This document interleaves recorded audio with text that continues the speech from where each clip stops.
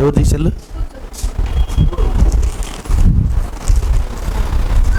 2వ దినవృత్తాంతాల గ్రంథము 26వ అధ్యాయము 2వ దినవృత్తాంతాల గ్రంథము 26వ అధ్యాయము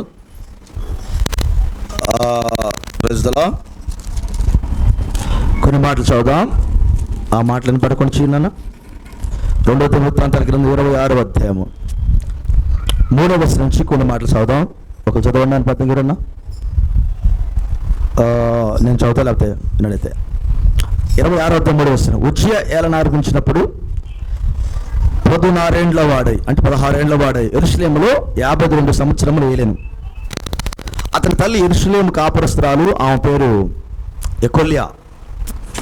అతడు తన పితరుడైన అమజ్యా శరీర అందరి ప్రకారం యెహోవా దృష్టికి యథార్థముగా ప్రవర్తించెను. దేవుని ప్రత్యక్షత విషయమందు తెలివి కలిగిన జకరియా దినములలో అతడు దేవుని ఆశ్రయించను. అతడు యెహోవాను ఆశ్రయించినంత కాలం యెహోవా అతను వర్ధల చేసెను. అతడు బయలుదేరి ఫిలిస్తీన్లతో యుద్ధము చేసి గాతు ప్రాకారమును, ఎబ్ని ప్రాకారములను, అష్టోదు ప్రాకారమును పడగొట్టి అష్టోదు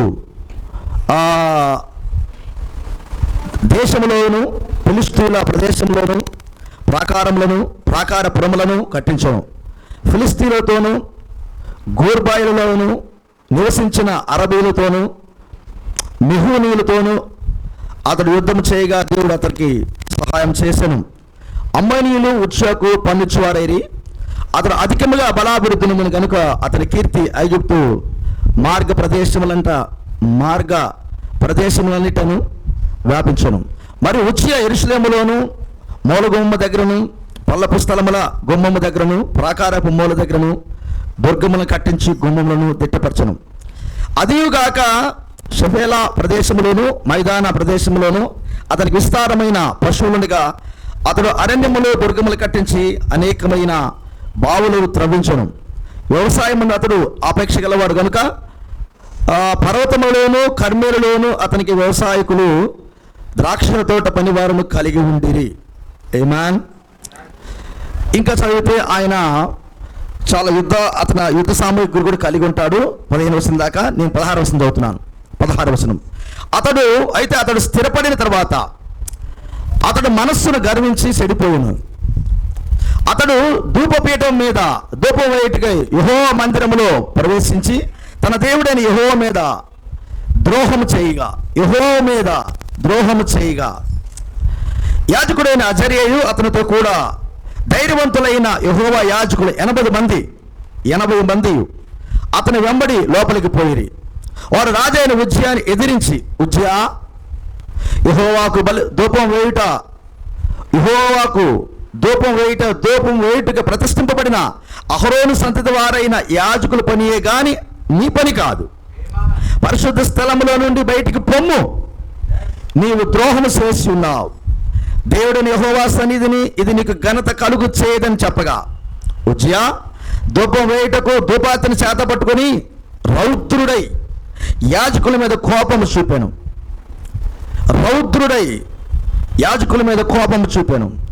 యెహోవా మందిరములో ధూపపీఠము పక్కన అతడు ఉండగా యాజకులు చూచుచునే ఉన్నప్పుడు అతని నొసట కుష్ఠరోగం పుట్టెను. ప్రధాన యాజకుడైన అజర్యను యాజకులందరూ అతని వైపు చూడగా అతని నొసట కుష్ఠము గలవాడై ఉన్నను కనుక వారు తడవు చేయక అక్కడి నుండి అతని బయటికి వెళ్ళగొట్టిరి. యెహోవా తన్ను మొత్తెనని ఎరిగి బయటికి వెళ్ళటకు తాను త్వరపడెను. రాసైన ఉజ్జియా తన మరణ దినము వరకు కుష్ఠరోగి అయి ఉండెను. దేవుడి మాటలు మనకు దీవించుగాక. కూర్చుందాం, అందరూ కూర్చుందాం.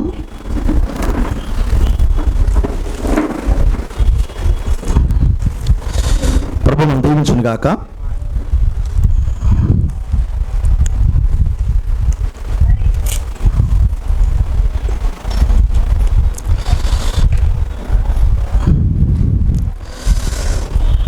ప్రభువైన యేసుక్రీస్తు నామమునకు మహిమ ఘనత ప్రభావం కలుగును గాక.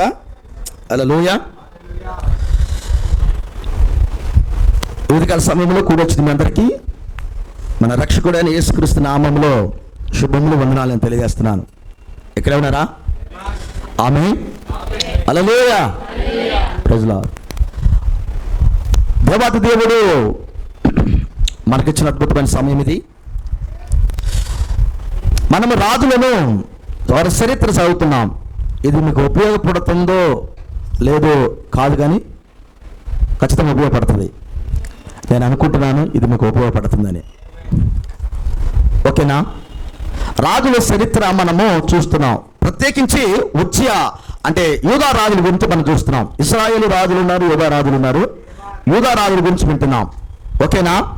ఈరోజు ఒక రాజుల గురించి చదివాం. అతని పేరు ఉజ్జియా. ఉజ్జియా వేరు, హిజ్కియా వేరు, యోషియా వేరు. పేర్లు దగ్గర దగ్గర ఉంటాయి.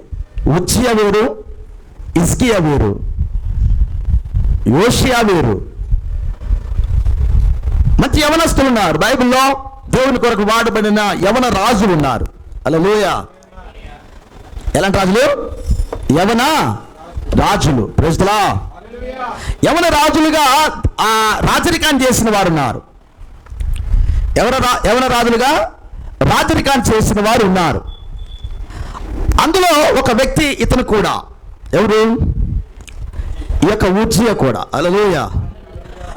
ఈయనకంటే ముందుగా వాళ్ళ నాన్న అమజ్యా ఉంటాడు, వాళ్ళ తాత యోవాషు ఉంటాడు. గుర్తుందా?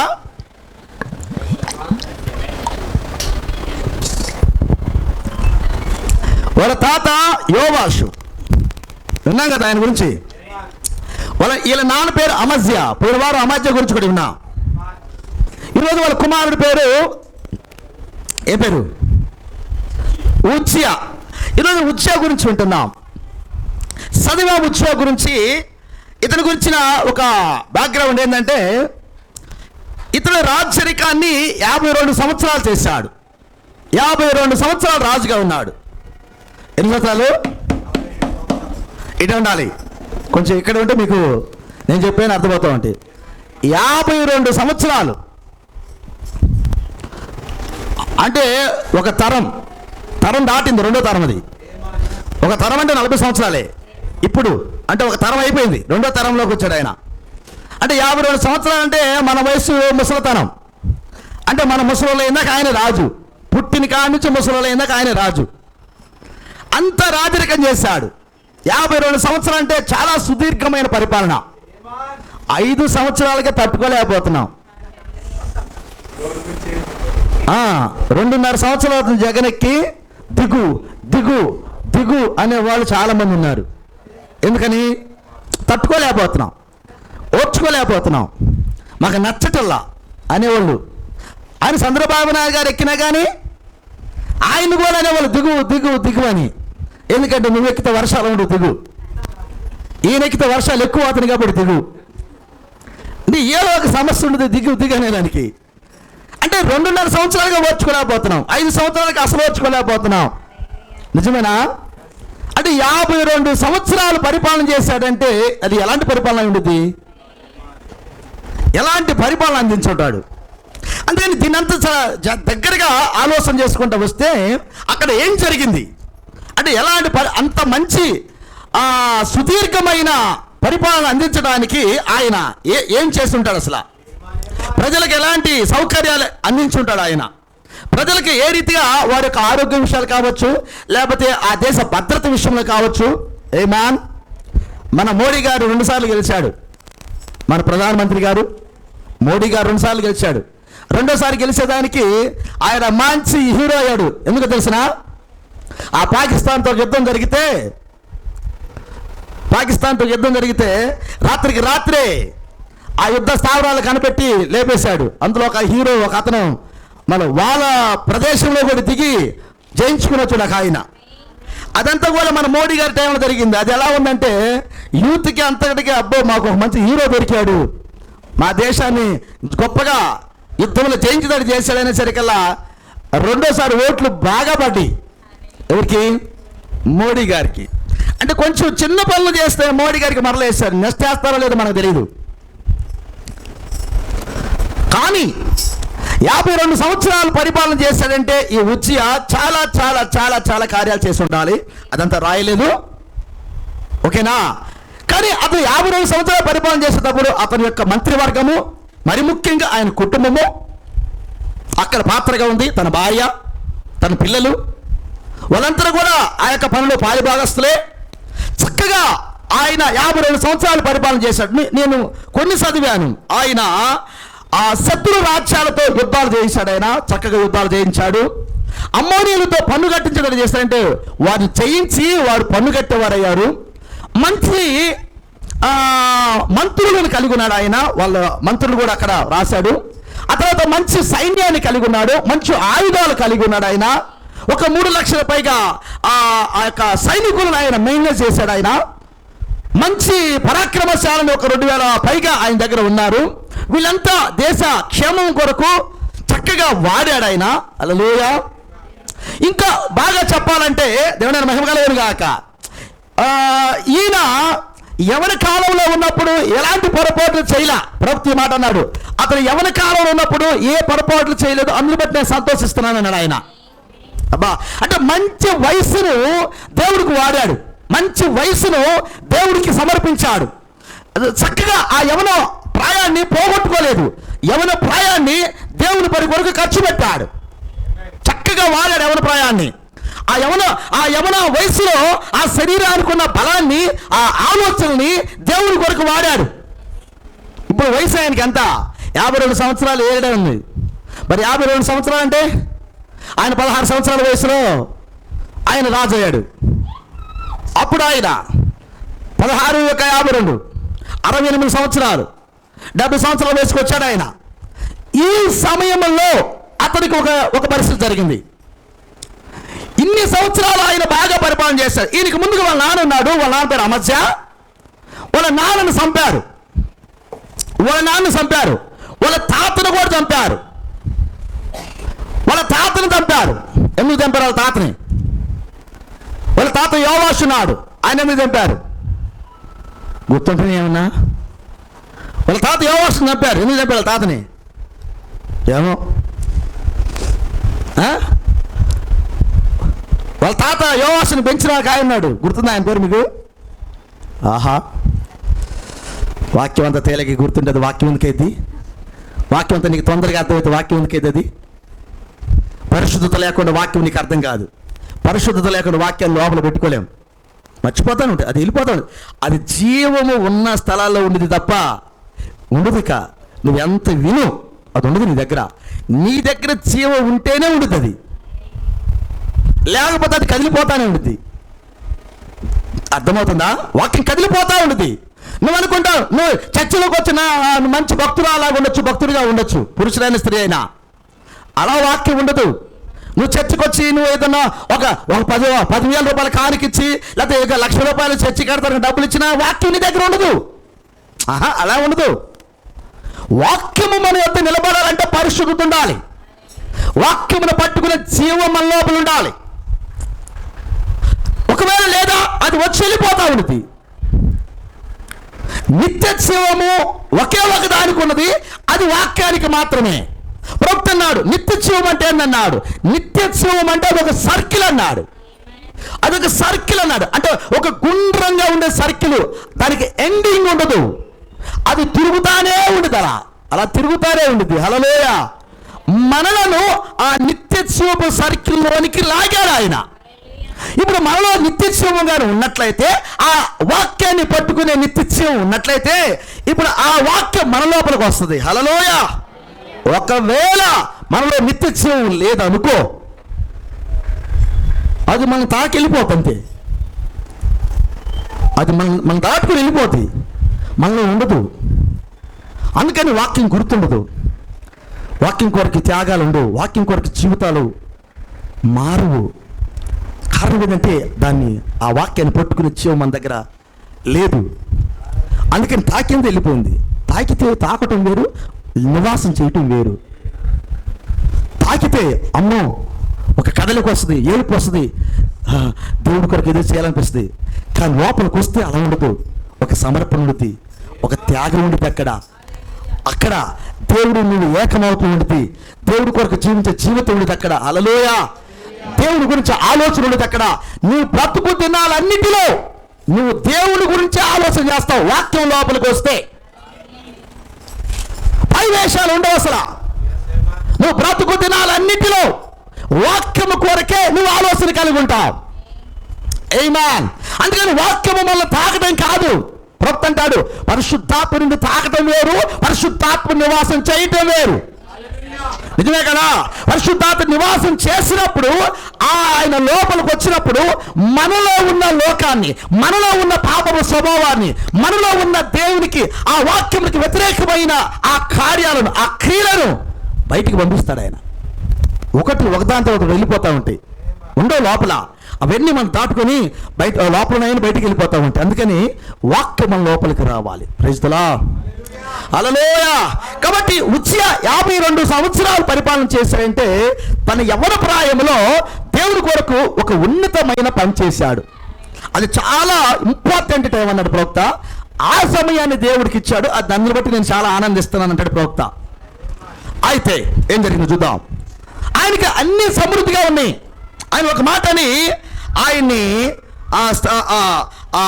ఆయన గొప్ప చేశాడు. ఏమనంటే అతడు స్థిరపడిన తర్వాత అతనికి ఏం కొదువు లేదు. స్థిరపడిన తర్వాత మన జీవితాల్లో కూడా ఇది గుర్తుంచుకోవాలి. మనకు అన్ని సమృద్ధిగా వచ్చిన తర్వాత దేవుణ్ణి ఎంతగా ఆరాధన చేస్తున్నాం అనేది ముఖ్యం. అన్ని ఇచ్చిన తర్వాత దేవుణ్ణి ఎంత ఆరాధన చేస్తున్నాం అనేది ముఖ్యం. ఇప్పుడు నీకు కావాల్సిన మంచి ఆరోగ్యం దేవుడు ఇచ్చాడు అనుకో, నీకు కావాల్సిన జాబు, నీకు కావాల్సిన ఇల్లు, నీకు కావాల్సిన నీ బిడ్డలకు కావాల్సిన ఆరోగ్యాలు, వారి జాబులు కావచ్చు, నువ్వు ఏదైతే కోరుకున్నావో అవన్నీ నీకు దొరికిన తర్వాత, నీ శరీరానికి కావాల్సిన ప్రతిదీ దొరికిన తర్వాత, అన్నీ ఉన్నాయి నాకు ఇంట్లో, ఇది ఉన్నది ఇది లేదనుకున్న ఉన్నవి, స్థిరపడ్డావు బాగా. ఇప్పుడు పరిస్థితి ఏంటి? ఇప్పుడు ఎలా ఉంటావు? ఇప్పుడు ఎలా ఉండాలి అసలు? ఈయనన్నీ స్థిరపడ్డాడు. 52 సంవత్సరాల పరిపాలన అంటే రాజుగా ఎంత డబ్బు ఉంది తన దగ్గర? 5 సంవత్సరాల పరిపాలన చేస్తే ఈ లక్ష కోట్లు దాచిపెట్టుకున్నా కేసీఆర్ గారు ఆయన చెప్తున్నారు. 1,00,000 కోట్లు దాచిపెట్టుకున్నాడు.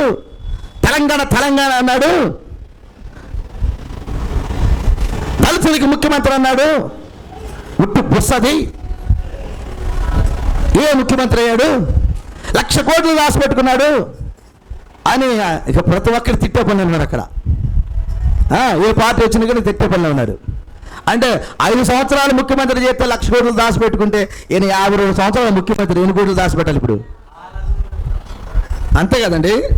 52 సంవత్సరాల ముఖ్యమంత్రి ఎన్ని కోట్లు దాచిపెట్టాలి ఇప్పుడు? అంత డబ్బు. ఇది ఉన్నది అది లేదంటానికి లేదు.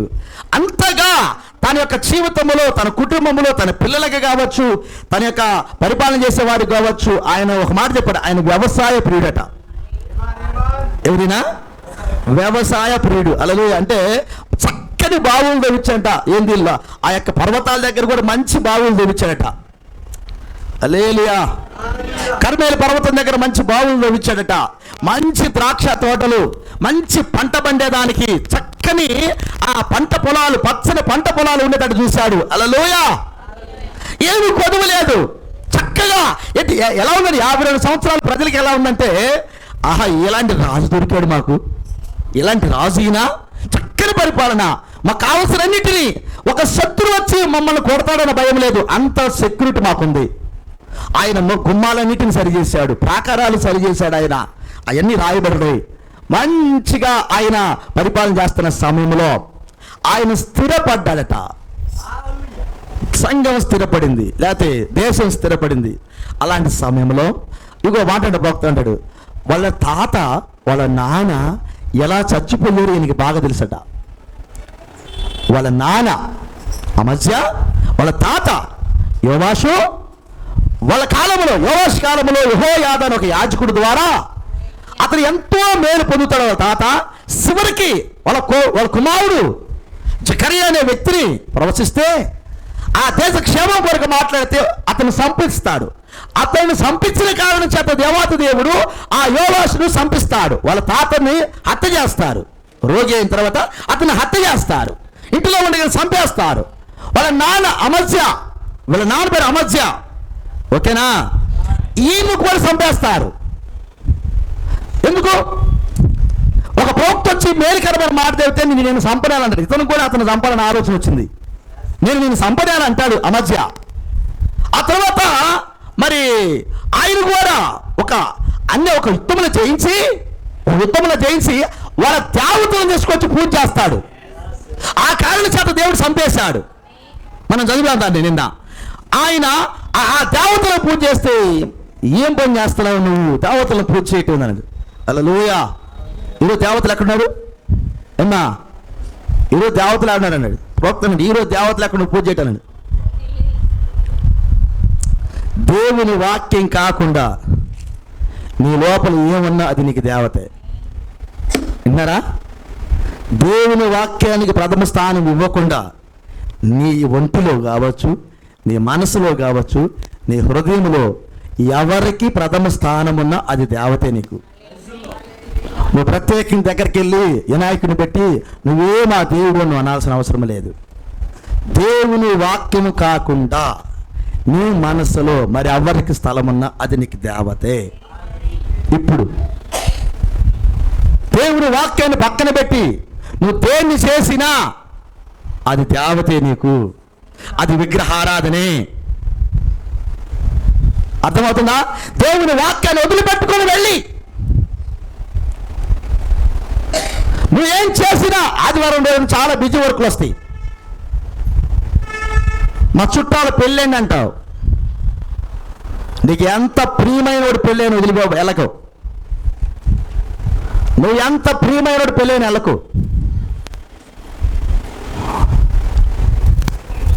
అర్థమవుతుందా? 99% వెళ్ళకు, 100% వెళ్ళకు.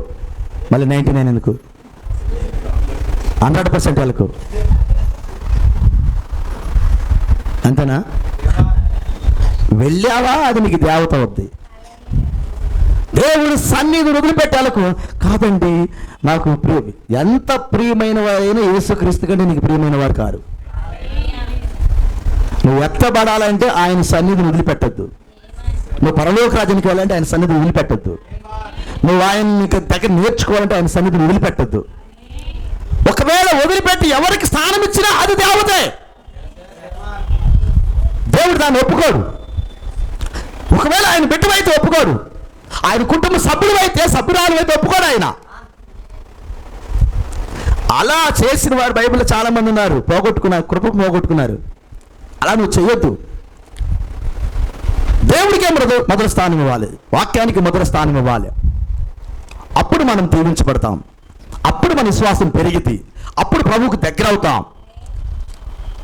ఈయనకి అన్ని సమకూడిన తర్వాత, ఈయనకి అన్ని సమకూడిని, ఇది ఉన్నది ఇది లేదంటాని కాదు, అన్ని సమకూడిన తర్వాత ఆయన ఏమనంటే అతను స్థిరపడిన తర్వాత తన మనస్సున గర్వించి చెడిపోయినన్నాడు. ఇంతకీ ఏం చేశాడన్నాడు? ఏం చేశాడు ఈయన? మనసును గర్వించి, మనకు తెలుసు అన్నీ ఉంటే గర్వం వస్తుంది. అన్నీ ఉంటే గర్వం వస్తుంది. గర్వం వచ్చే విధానాలు చాలా ఉంటాయి. బాగా బైబిల్ చదివినా, బాగా ప్రార్థన చేసినా, బాగా విశ్వాస జీవితం పెంచుకున్నా ఆటోమేటిక్గా వస్తూ ఉంటాయి అభిషేకాలు అవన్నీ. సాతాను వచ్చి నువ్వు బాగా ప్రార్థన చేస్తున్నావు కదా, నువ్వు వాడికంటే బాగా చేస్తావు ప్రార్థన, వీడికంటే బాగా చేస్తావు, నువ్వు వాడికంటే బాగా చదువుతావు, వీడికంటే బాగా చదువుతావు నువ్వు అని నిన్ను ఉబికిస్తా ఉంది దెయ్యం. ఒకటే మాట్లాను, నేను ఎవరికంటే చేయను, నేను నా అలాగే వేసుకుంటా. హల్లెలూయా. నేను మా చర్చిలో వాళ్ళు ఎవరికంటే గొప్పవాడిని కాదు, నేను అందరికంటే తక్కువని అని దెయ్యానికి చెప్పి పంపించు. తనను తాను తగ్గించుకునేవాడు ఆమేన్ ఆశీర్వాదం అంతా అక్కడే ఉంది. దెయ్యం ఎప్పుడు ఏం చేస్తుందంటే నేను ఉబికిస్తా ఉంటుంది. నువ్వేందో తెలిసినా అని ఎక్కించింది పైకి. ఎప్పుడైతే పైకి ఎక్కేవాడు అవాని కింద పడితే చేస్తుంది. అట్లా వెళ్ళకు. నీకు ఎంత ఉన్నా డబ్బులు, ఈ సంవత్సరం మెరుగు తాటేసావు, 4 లక్షల రూపాయలు వచ్చినాయి. ఎవరికి రాలా నీ డబ్బులు? నీకు వచ్చినాయి. ఏందనుకున్నా? ఎన్ని డబ్బులు వచ్చినా, ఎంత స్థితి నీకు మారినా నువ్వైతే ఆ స్థానానికి వెళ్ళొద్దు. హెచ్చింపబడొద్దు. గర్వపు హృదయాన్ని రానియొద్దు. గర్వించే స్థితికి వెళ్ళొద్దు. హల్లెలూయా. ఆయన అంటున్నాడు ఈయనకి అన్ని సమకూడిన తర్వాత మనస్సునందు అతడు గర్వించాడట. గర్వించి చెడిపోయాను. ఈయన గర్వించి చెడిపోయాడంట. అబ్బా, ఇది చదువుతుంటే నాకు దీని మీద ప్రవక్త ఒక మెసేజ్ చెప్పాడు మనకి. అవునా? ప్రభావము అనే ఒక మెసేజ్ ఉంది. వేరొకన ప్రభావం అనే మెసేజ్, తెలుగు తర్జుమైని వేరొకన ప్రభావం అనే మెసేజ్ కూడా ఉంది. వేరొకని ప్రభావము అనే ఒక మెసేజ్ చెప్పాడు ప్రవక్త. ఆ వేరొకన ప్రభావం అని చెప్పేటప్పుడు ఇతర వ్యక్తులు తీసుకున్నాడు ఆయన. ఒక వ్యక్తి ప్రవక్త అయిన యెషయా, రెండో వ్యక్తి రాజు అయిన ఉజ్జియా. హల్లెలూయా. అసలు మంచి కాంబినేషన్ అన్నమాట అది. హల్లెలూయా. అంటే చిన్నప్పటి నుంచి వాళ్ళిద్దరు పెరిగారట, ఒక్కసాటే పెరిగారు. ఆమేన్. ఒక మాట చెప్పాలంటే ప్రవక్త అయిన యెషయా గారు చిన్ననాటి నుండి ఆయన ఒక ప్రవక్తగా ఎదిగేటప్పుడు ఈ ఉజ్జియా రాజు రంగం మీద ఉన్నాడు. ఈ ఉజ్జియా రాజు దేశానికి ఎలాంటి సేవ చేస్తారంటే ఒక అద్భుతమైన పరిపాలన చేస్తున్నాడు. దానికి ఆకర్షింపబడిన వాడు యెషయా. హల్లెలూయా. ఇప్పుడు ఒక మంచి పరిపాలన చేస్తుంటే ఏం చేస్తాం? జగన్ గారి పరిపాలన ఎలా ఉంది కామెంట్ చేయండి, లైక్ పెట్టండి అని అనుకో. ఇప్పుడు కామెంట్ చేయాలి, లైక్ పెట్టాలి, అంతే కదా? బాగుందనో బాగలేదనో. ఆ టైంలో ఉజ్జియా పరిపాలన ఎలా ఉంది అని కానీ యెషయా గారిని అడిగినట్లయితే ఆయన ఖచ్చితంగా లైక్ కొట్టుంటాడు. అద్భుతమైన పరిపాలన ఇది, ఆయన ఖచ్చితంగా కామెంట్ చేసి ఉంటాడు. అసలు ఎలాంటి యవనస్తుడు దొరికాడు ఈ ఉజ్జియా. హల్లెలూయా. అసలు ఎలాంటి పరిపాలన చేస్తున్నాడు, అద్భుతం, ఏమీ తక్కువ లేదు అన్నట్టుగా అతడు ద్వారా ప్రభావితం చెందాడట. యెషయా అతని ద్వారా ప్రభావితం చెందాడు. ఒకరోజు ఒక 5 సంవత్సరాలు 10 సంవత్సరాలు కాదు కదా, 52 సంవత్సరాలు రాజరికం అది. ఆమేన్. హల్లెలూయా. కానీ ఆయన చివరి దశకు వచ్చిన తర్వాత ఇతడు చేసిన పని ఇలా ఉందన్నాడు. ఏం పని చేశాడు ఈయన? గర్వించడు. ఏంటి ఆ గర్వం? చూద్దాం, ఇప్పుడు చదువుదాం. 26వ అధ్యాయము 16వ వాక్యం చదువుతున్నాం. అయితే అతడు స్థిరపడిన తర్వాత అతడు మనస్సును గర్వించి చెడిపోయాను. ఎలా? అతడు ధూపపీఠము మీద ధూపం వేటుక యెహోవా మందిరములో ప్రవేశించి తన దేవుడైన యెహోవా మీద ద్రోహము చేయగా, మందిరంలోకి వెళ్ళాడు, ధూపపీఠం దగ్గరికి వెళ్ళాడు, ధూపం వేసే దాని దగ్గరికి వెళ్ళి ఏం చేశాడంటే తన దేవుడైన యెహోవా మీద ద్రోహం చేయగా, నువ్వు దేవుడి మీద ద్రోహం చేశాడట. మరొక మాటలో దేవుడికే ద్రోహం చేశాడట. దాని అర్థం ఏంటి? ఇప్పుడు నీకెవరైనా ద్రోహం చేశాడనుకో, ఏమంటా? నాకు రావాల్సిన ₹1,00,000 నాకు రాకుండా చేశాడు, నాకు ద్రోహం చేశాడు, అంతేనా? ద్రోహం అంటే అదేనా? అర్థమైంది మీకు? నాకు ఉచితంగా ఒక ₹1,00,000 రావాల్సి ఉంటే వాడు అడ్డుపడి నాకు ద్రోహము చేసి వాడు తీసుకునేవాడు, అంతే కదా?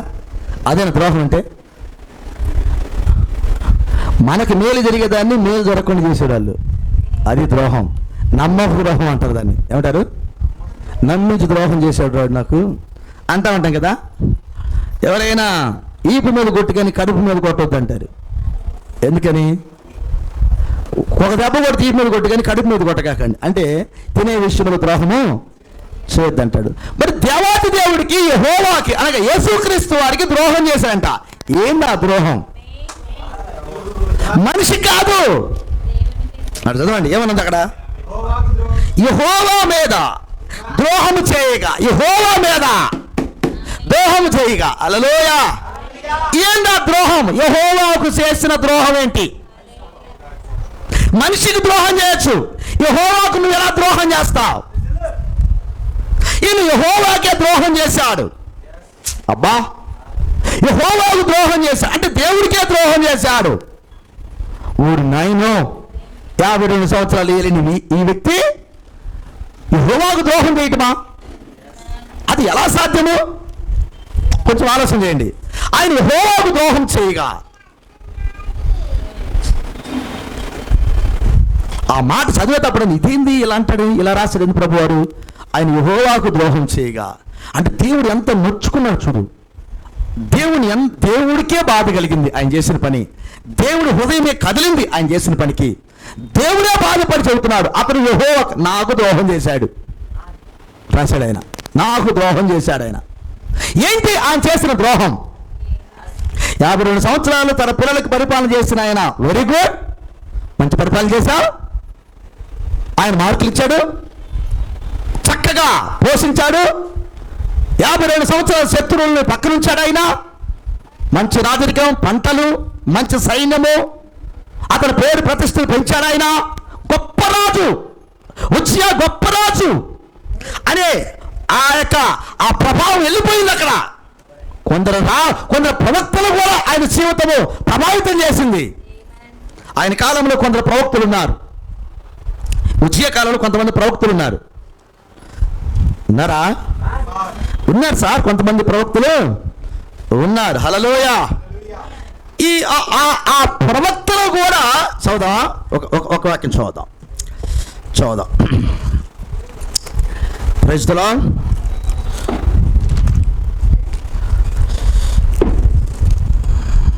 ఆమోస్ గ్రంథం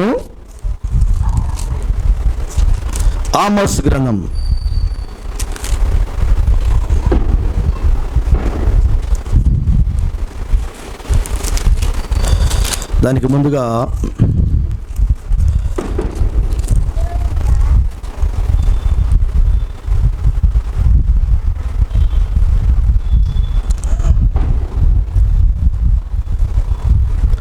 హోషియా గ్రంథం చదువు. హోషియా 1:1. హోషియా 1:1. ఉజ్జియా, యోతాము, ఆహాజు, హిజ్కియా అను యూదారాజుల దినములలో, యెహోయాషు కుమారుడైన యెరోబోము అను ఇశ్రాయేలు రాజు దినములలో బేరి కుమారుడైన హోషేయకు ప్రత్యక్షమైన యెహోవాకు. ఈ హోషేయ కూడా వాళ్ళ కాలంలో ఉన్నాడు. ఆమోస్ గ్రంథం చదువుతాం. ఆమోస్ గ్రంథము 1:1. యూదారాజు అయిన ఉజ్జియా దినములలో ఇశ్రాయేలు రాజుకు యెహోయాషు కుమారుడైన యెరోబోము దినములలో భూకంపము కలుగుటకు 2 సంవత్సరముల ముందు ఇశ్రాయేలును గూర్చి తెకోవలోని పశువుల కాపురలో ఆమోసునకు కలిగిన దర్శన వివరము. ఈ ఆమోసు కూడా వాళ్ళ దినాల్లో ఉన్నాడు. హల్లెలూయా. మీరు జకరియా గ్రంథానికి వస్తే, ఓకేనా, ఇక్కడే ఉన్నారా? మీరు జకరియా గ్రంథానికి వస్తే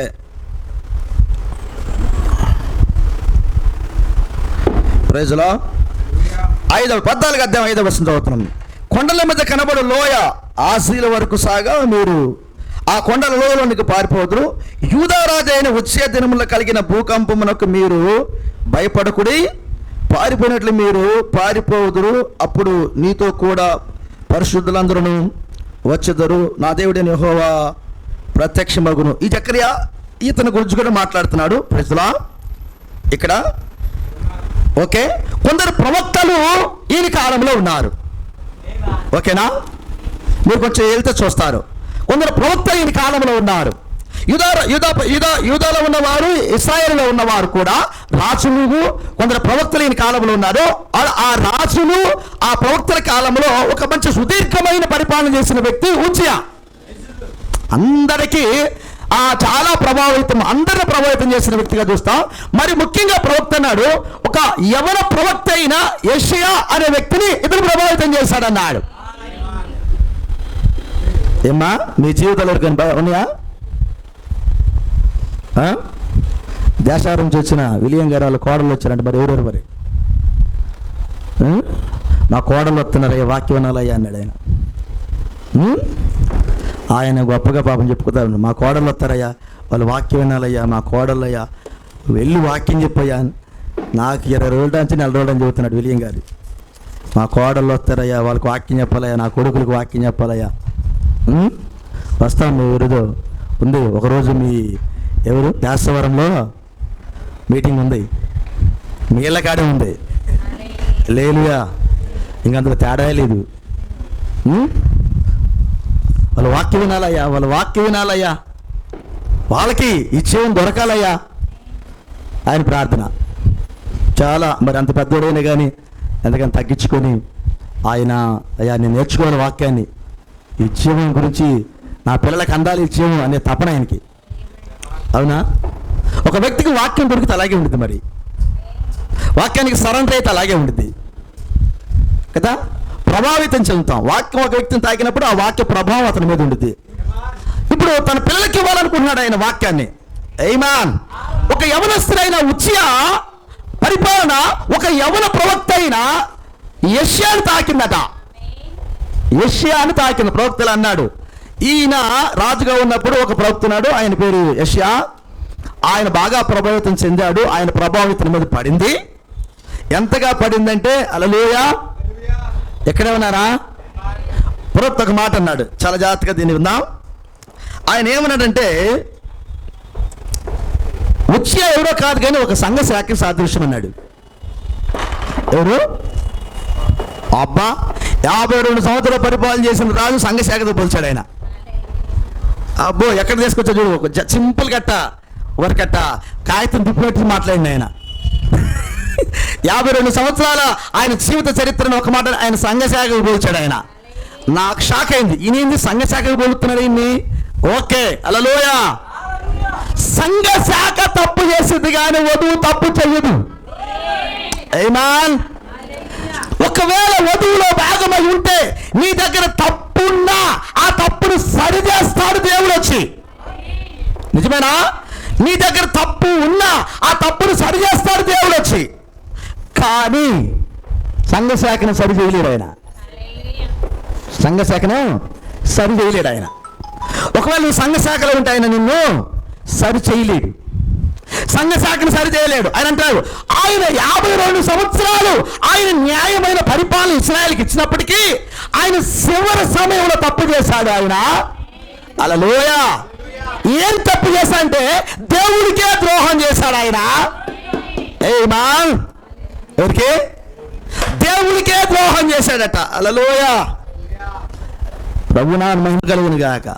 బైబిల్కి మాట ఉంది, ఒకడు తన తండ్రి భార్యను ఉంచుకున్నాడు అని ఉంటుంది కొత్త నిబంధనలో. తండ్రి భార్యను అంటే ప్రోక్తున్నాడు, సొంత తండ్రి భార్యని కనుక పిన తండ్రి భార్యని అన్నాడు. హల్లెలూయా. ఒక తండ్రి భార్యను ఉంచుకోవడం అంటే అది ఎంత ఘోరమైన పరిస్థితి. బైబిల్ గ్రంథంలో ఆయన తండ్రి భార్యను ఉంచుకుంటే అతనికి జ్యేష్ఠత్వం పోయింది. జస్ట్ ఆ మంచం దగ్గరికి వెళ్ళినందుకు అతనికి జ్యేష్ఠత్వం పోయింది. యాకోబు యొక్క కుమారుడైన రూబేనికి. హల్లెలూయా. ఎక్కడ ఉన్నారా? అయితే అన్నాడు తండ్రి భార్యను ఉంచుకోవడం అంటే, ఇంకో మాట చెప్పాలంటే ఆయన తండ్రి భార్య ఎవరో కాదు కానీ ధర్మశాస్త్రాన్ని. హల్లెలూయా. మరొక మాట చెప్పాలి, అది ధర్మశాస్త్రం. అది నీకు కృప వచ్చింది. ఇప్పుడు ఆయన కృపను తీసుకొచ్చి నీకు ఇస్తే నువ్వు ధర్మశాస్త్రాన్ని ఉంచుకుంటట. ఆహా, ఇప్పుడు మన కృప కింద ఉన్నాం కానీ ధర్మశాస్త్రం కింద లేవు. హల్లెలూయా. ఇప్పుడు ఆయన లైవ్కి వచ్చాడు. ఆమేన్. హల్లెలూయా. ఎడ ఉన్నారా? నువ్వు ఆయన ఎదురుగా నిలబడి ఎక్కడో ఉన్న వాళ్ళని చూస్తానని ఆయనకి ఎట్టుంది? ఆయనకి ఎదురుగా నిలబడి ఎక్కడో వాళ్ళతో మాట్లాడుతుంటే ఎట్టుంది? నేను వచ్చింది దేనికి నీ దగ్గరికి? నేను ముందు నిలబడింది దేనికి అందా ఆయన? పెళ్లి చేసుకుని ఆయన ముందు నిలబడి మాట్లాడితే నేను ఎవరి గురించే మాట్లాడిన దానికి ఎట్టుంటుంది? హల్లెలూయా. అర్థమవుతుంది మీకు? కృప కలుగును గాక. హల్లెలూయా. అలా ఉన్నది పరిస్థితి. ఈ ఉజ్జియా ద్రోహం చేసి ఏం ద్రోహం చేశాడు ఇప్పుడు చూద్దాం. ఓకేనా? ద్రోహం చేశాడు. ఆయనకి ఎందుకు అంత కోపం వచ్చింది? ఈయన చేసిన ఈ కార్యము ఒక వ్యక్తి మీద పడలా.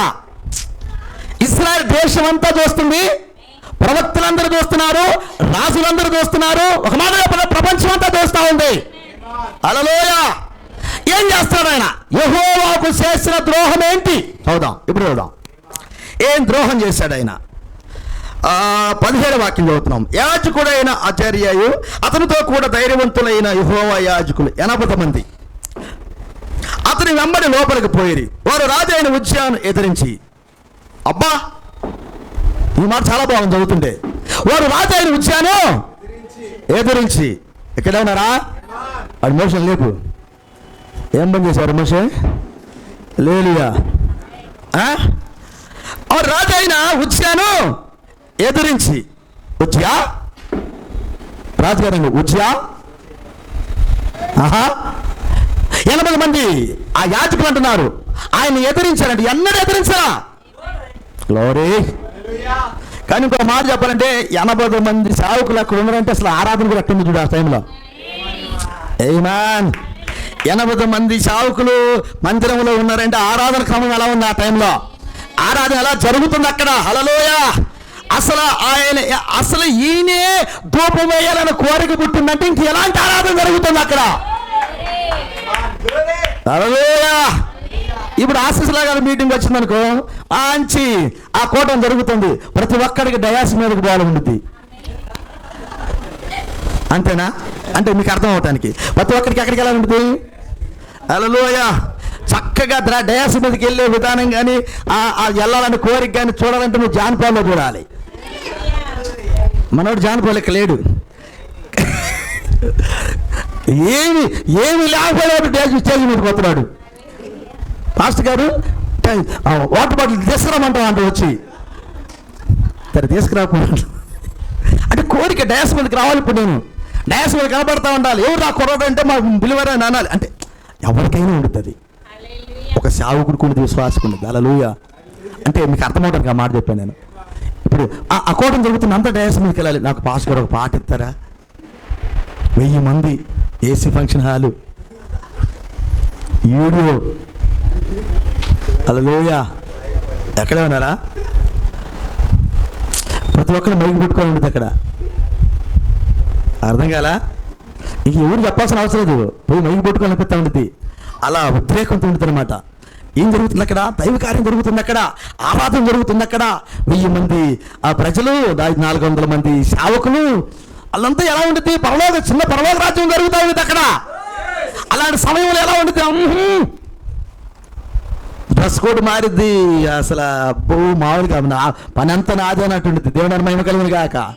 పెళ్లి జరుగుతుంది అనుకో, ఒక్కొక్కడే చెప్పాల్సిన అవసరం లేదు. పల్లి చేస్తాడు, ఆ పని చేస్తాడు, ఈ పని చేస్తాడు, అడావుడి చేస్తూ ఉన్నాడు. ఆమె కడుగుతూ ఉండేది, నీళ్ళు పోసే పని, ఊడ్చే పని, తుడిసే పని, అంతే.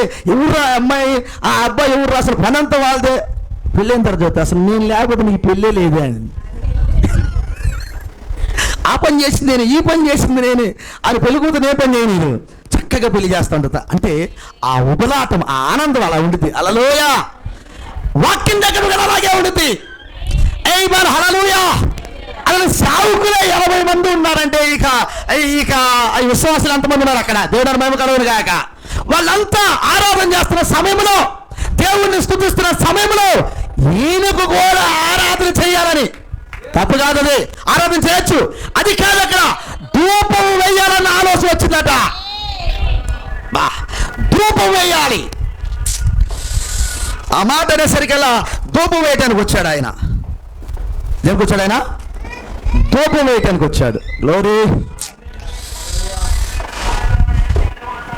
ఎప్పుడైతే ఆయన ధూపం వేయటానికి లోపలికి వచ్చాడో,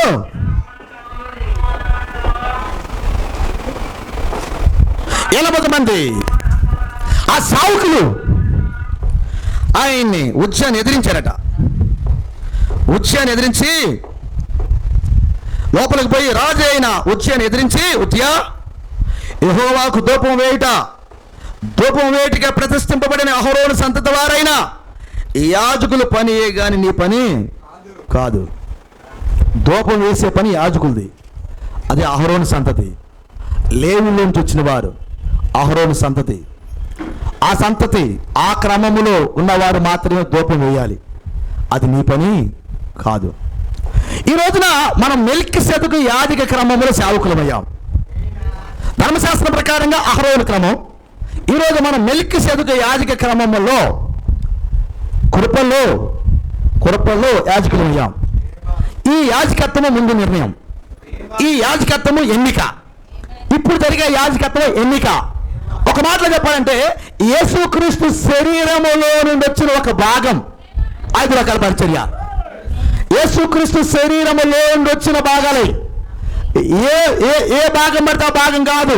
అందుకని ఇక్కడ ట్రైనింగ్ పనిచేయదు, ఇక్కడ ట్రైనింగ్ సేవకులు పనిచేయడు. హల్లెలూయా. గిల్గాల్ దగ్గర ట్రైనింగ్ చేసే వాళ్ళు ఉన్నారు, పని చేయలేదు. బేతేల్ దగ్గర ఉన్నారు, పని చేయలేదు.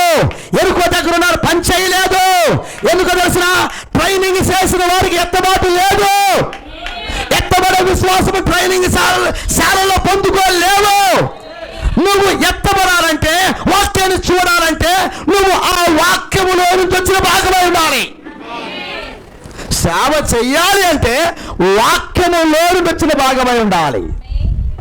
ఐదులాగా పరిచర్యకి, ఆ పరిచర్యలో వధువుకు నువ్వు సేవ చేయాలంటే, ఆ శరీరానికి నువ్వు సేవ చేయాలంటే అందులో నుండి వచ్చిన ఆ ఆఫీసులో నుండి వచ్చిన బాగానే ఉండాలి. హల్లెలూయా.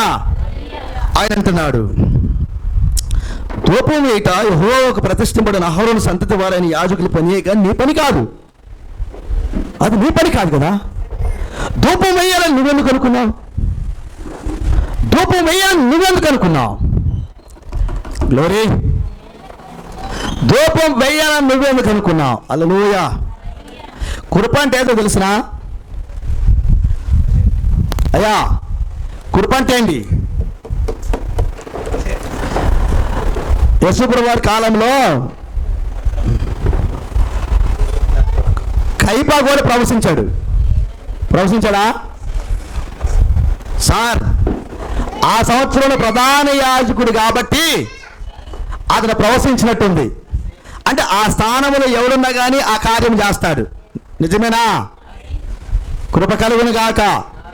ఈరోజు ఇక్కడ నిలబడ్డామని దేవాది దేవుడు ఆ కక్ష చేత కానీ మిష చేత కానీ సువార్త ప్రకటింపబడుతుంది అంటానికి ఆయన కర్త కాదు. కానీ ఈ రోజున నిజమైనది ఆయన పిల్లలకు నిజమైన వాక్యం అందించడానికి ఆయన ఇక్కడ ఉన్నాడు. నిజమైన జీవాన్ని అందించడానికి ఆయన ఇక్కడ ఉన్నాడు.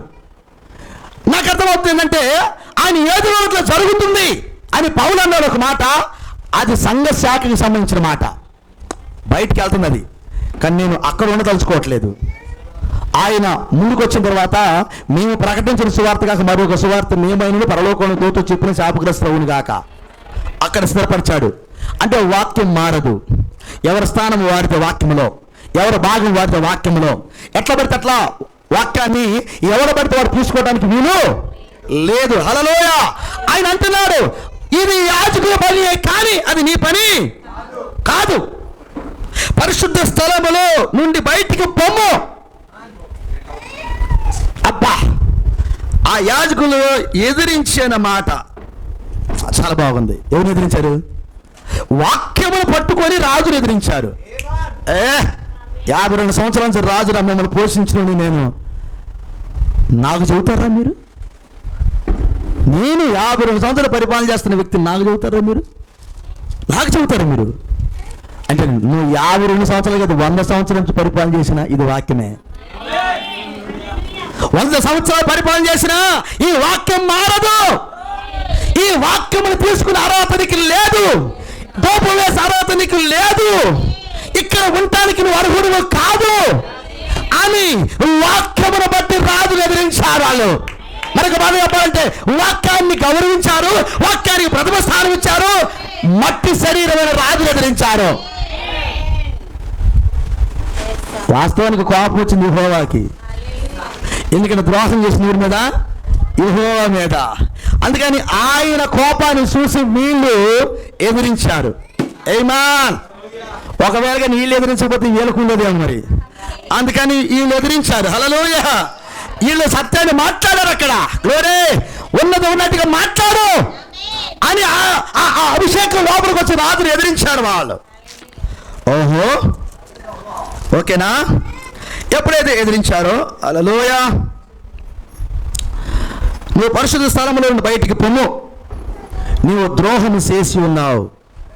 దేవుడైన యెహోవా సన్నిధిని ఇది నీకు ఘనత కలుగు చేయదని చెప్పగా విషయం చెప్పారు వాళ్ళు. రాజా, ఇది నీకు ఘనత కలుగు చేయదు. పరిశుద్ధ స్థలం నుంచి బయటకు వెళ్ళిపోయి 80 మంది ఏకకంఠంతో మాట్లాడారు. నువ్వు వెళ్ళిపోయి ఇక్కడి నుంచి ఇక్కడ ఉండటానికి వీళ్ళు లేదు. ఈ స్థలంలో ఉండటానికి వీళ్ళు లేదు. క్రమము మీరి ఇక్కడ ఉండలేవు. దైవ క్రమము మీరి దేవుడికి ద్రోహం చేశావు. ఇక్కడ ఉండటానికి వీలు లేదు. ఎందుకు దేవుని రావడం? ఈ రోజున మనము క్రమమును మీరితే దేవుడు దీవిస్తాడా? చెప్పండి. క్రమమును మీరితే దేవుడు దీవిస్తాడా మనల్ని? క్రమమును మీరి మనం ప్రవర్తిస్తే దేవుడు మనల్ని దీవిస్తాడా?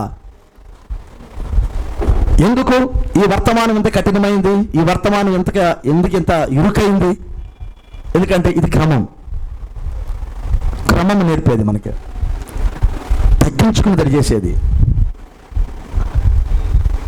ఒత్తిడిని వదిలిపెడతాడు చేసేది. మనిషిని కాదు, దేవుణ్ణి గణపరిచేటట్టు చేసేది. నేను పొగిడానుకో, అక్క నువ్వు చాలా మంచిదాను అక్క, అబ్బో నువ్వు లేకుండా లేవు, చర్చి లేదక్క అని నేను పొగిడితే పొగిడినట్టే ఉండిద్ది. హల్లెలూయా. కొంతమంది సేవకులు చెబుతూ ఉంటారు, కొన్ని ప్రాంతాలకు వెళ్తే పాప నడిచి నడిచి నడిచి ఛార్జీ కూడా లేకుండా ఒక ప్రాంతానికి వెళ్తే అన్నాలు పెట్టేవాళ్ళు ఒక కాలంలో స్వార్థకి వెళ్తే ఎవరు పట్టించుకుంటారు? ఎవరు పట్టించుకోరు. మన అన్నాలు చెబుతూ ఉంటారు, ఒక ప్రాంతానికి వెళ్ళాను అమ్మ ప్రార్థన చేస్తాము అన్నామని చెయ్య అంది. ఏంది ఇప్పుడు ప్రార్థనలో ఆయన ఏం చేసి తెలిసిన? హల్లెలూయా. 2 రోజులు నుంచి అన్నం లేదయ్యా, కనీసం ఇప్పుడు వెళ్ళాలంటే 500 రూపాయలు 1000 రూపాయలు ఛార్జ్ అవ్వద్దయ్యా, ఛార్జ్ కూడా డబ్బులు లేవయ్యా, నువ్వు ప్రేరేపించి ఇంటికి తీసుకొచ్చావయ్యా, ప్రార్థన చేసే లోపలికి లోపలికి వెళ్ళి తీసుకొచ్చి ఇచ్చింది మామ. కొంతమంది సాక్ష్యాలు అయ్యి మరి ఏమంటే ఇవ్వదుగా అన్న అంటాడు, అన్న ఏంది ఎట్టాడు చేశారు అనంటే ఏం చేస్తావు, సంఘ శాఖలు పొగిడితే డబ్బులు, ఇది పొగిడే వర్తమానం కాదా? హల్లెలూయా. అదేగా బాధ అంతా. పాస్టర్ గారు పొగుడు, పాస్టర్ గారు పొగడ్డాయా? వీళ్ళు పిల్లలకు ఊగితే వాళ్ళు నాట్యం ఆడరాయా? ఎందుకంటే స్వరము అర్థం కాదాయా? సంఘ శాఖలు అయితే నాట్యం ఆడతారు, ఇక్కడ నాట్యం ఆడరు. అంటే స్వరం వేరుగా ఉంటుంది. అది ఈ స్వరం వేరు, ఆ నాదం వేరు, ఈ సరిగమ్మలు వేరు, ఆ సరిగమ్మలు వేరు. అర్థమవుతుందా? వాళ్ళు నాట్యం ఆడతారు, అంటే వాళ్ళు అలా అంత ఇంపుగా ఉంటుంది అనమాట. హల్లెలూయా. కానీ ఈ స్వరం వేరు. ప్రవక్త అన్నాడు, ఈ నాదం వినబడేటప్పుడు ఇదే రాగము, ఇదే తాళము, ఇదే ఆత్మ నీ లోపల ఉంటేనే ఈ స్వరం నీకు అర్థం అవుతుంది అన్నాడు ఆయన.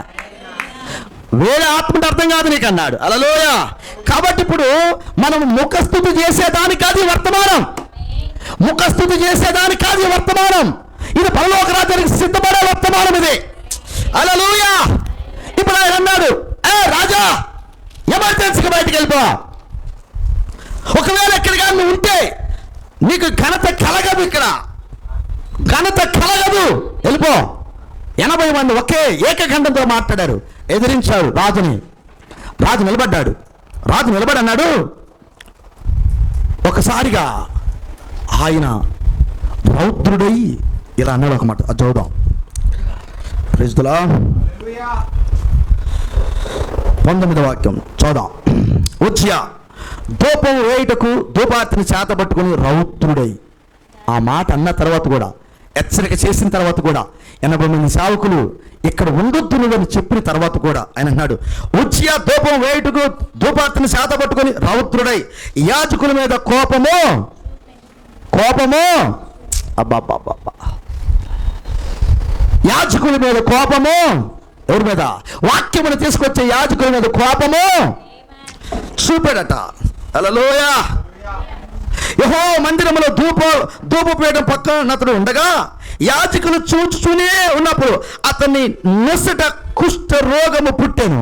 అతని నొసట కుష్ఠ రోగము పుట్టెను. మైండ్లో పెట్టుకున్నది, అతని నొసట కుష్ఠ రోగము పుట్టెను. యాజకులు చూడగానే హెచ్చరిక వినబడింది. హెచ్చరిక విన్నా అతడు ఆ హెచ్చరికకి లోబడినందున ఆ మందిర స్థలములోనే అతడు నొసట కుష్ఠరోగం పుట్టింది. ఏమాన్, నిజమేనా? అతడు నొసట కుష్ఠరోగం పుట్టింది. కుష్ఠరోగం పుట్టే ముందు ఏం జరిగింది? అతనికి కుష్ఠు రోగము ఆ నొసల మీద కనబడే ముందుగా ఏం జరిగిందంటే అతడు రౌద్రుడేట. అతడు కోపావేశంతో ఉన్నాడట. అతడు కోపపడ్డాడట. నరుని కోపము దేవుని నీతిని నెరవేర్చదన్నాడు. కోపము కొందరి యొక్క నాలుకల కింద సుఖ నివాసం చేసిందట. కోపము కొందరు నాలుకల కింద సుఖ నివాసం చేస్తూ ఉంటుంది. మరి కోపం అంటే అది చిన్నది కాదు. దేవుడి కార్యాల విషయాల్లో కోపం ఉండాలి. దేవుడు పని విషయంలో నీకు కోపం ఉండాలి. గ్రంథం చదవటానికి కోపం ఉండాలి, ప్రార్థన చేయటానికి రోషం ఉండాలి, ప్రభుతో నడవటానికి రోషం ఉండాలి. కానీ అనవసరమైన పనులకు కోపం ఉండకూడదు. దేవుడి మీద దేవుడికి ద్రోహం చేసేదానికి నీకు కోపం ఉండకూడదు. ఆ కోపం నీకు ఉపయోగపడదు. ఇతను కోపపడ్డాడు,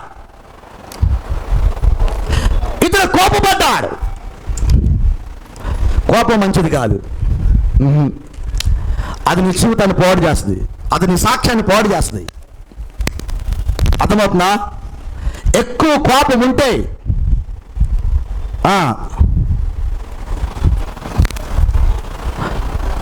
శరీరంలో ఉన్న 40 రకాల జబ్బులకి కారణం కోపం అన్నాడు ప్రవక్త. కోపం అంటే మామూలు కాదు, బీపీ. జబ్బులన్నీ బీపీ ద్వారా వస్తున్నాడు. కోపం అనేది చిన్న మాట అనుకున్నావా? మనస్సును అణుచుకోలేనిది కోపం, శరీరాన్ని అదుపు చేయలేనిది కోపం, హృదయాన్ని అదుపు చేయలేనిది కోపం. కోపం ద్వారా నీకు మేలు జరగదు. కోపం ద్వారా నీకు మేలు జరగదు. ఇతనికి అన్నీ ఉన్నాయి. మంది మార్బలం ఉన్నది, రాజరికం ఉన్నది, రాజులతో పక్క దేశాలతో మంచి సంబంధాలు కుదిరినవి, నిబంధనలు జరిగినవి. అనేక మంది అతనికి పన్నిస్తూ ఉన్నారు. అతను మంచి కట్టడాలు కట్టిపెట్టాడు, వ్యవసాయాన్ని వృద్ధి చేశాడు. అతను చక్కగా ఆయన పట్టణాలలో ఆయనకి అనేకమైన వాటిని అందరికీ ఉపయోగపడేవన్నీ కట్టిపెట్టాడు. ఆయన ఏ కొనుగోలు లేదు. కానీ అతను అవసాన దశలో ఒక పాపం చేస్తున్నాడు. ఏందో తెలిసినా, నేను కూడా ధూపం వేయాలి, నేను కూడా సేవ చేయాలి.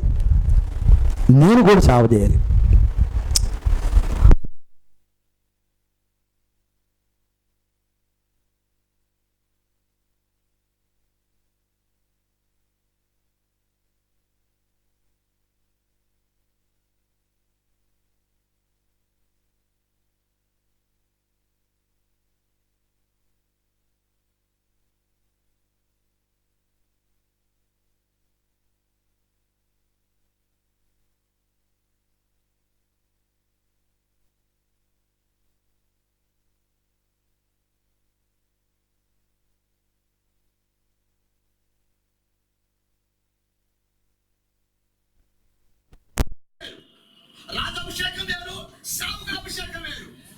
హల్లెలూయా. కాబట్టి రాజుగా ఆయన కోపపడి ఉంది, రాజుగా ఆయన పరాక్రమం చూపించనుంది, రాజుగా తీసుకునే నిర్ణయాలని అది అతనికి ఘనతనిస్తుంది. రాజుగా ఆయన పరాక్రమం చూపించాలి. రాజుగా యెహోవా పరాక్రమం చూపించాడు. రాజు అంటే ఇలా ఉంటాడని. హల్లెలూయా. సమయం వృధా చేయకుండా యెజబెల్ని ఎలా చంపాడు ఆయన. రాజుగా ఆయనకు పరాక్రమం ఉంది, రాజుగా ఆయనకు పని ఉంది. అదంతా చేశాడు ఆయన, చేసుకుంటానే వస్తున్నాడు ఆయన. ఎందుకు ఇది మళ్ళాడు? ఎందుకు దూపం వేయాలనుకున్నాడు? ఎందుకు దేవుడికి ద్రోహం చేయాలనుకున్నాడు? అతని మనసులో పుట్టింది. ఆయన అంటాడు, ఇది ఒక సంఘ శాఖ ఆత్మది. అది సంఘ శాఖ. నేను తిరిగి ఆలోచన చేస్తా, ఈ సంఘ శాఖ ఆత్మ ఈ లోపల ఎలా పెరిగిందని, ఈ సంఘ శాఖ ఆత్మ లోపల ఎలా పెరిగిందని నేను ఆలోచన చేస్తుంటే, ఆయన స్టార్టింగ్ ఆయన గురించి చెప్పేటప్పుడు, ఆయన ఏం చేస్తారో చెప్పేటప్పుడు ఆయన గురించి ఎలా రాబడింది. ఏమో రాబడిందంటే, ఆయన అంటాడు, అతడు ఉన్నత స్థలాలను తీసేయలేదన్నాడు. మనం నిరుద్ధి చేర్చుకున్నాం. ఉన్నత స్థలాలను ఈ రాజు ఉజ్జా తీసేయరా. బైబిల్ చెప్పింది, దేవునికి వ్యతిరేకమైనది ఒక్కటి నీ లోపల ఉన్నది నేను పోరు చేస్తాను. దేవునికి వ్యతిరేకమైన ఆలోచనలు ఒక్కటి నీ లోపల ఉన్నది నేను పోరు చేస్తాను. ఆ మొలకలు విష ఆమ్లాలన్నింటినీ పీకేయాలని ప్రవక్త అన్నాడా?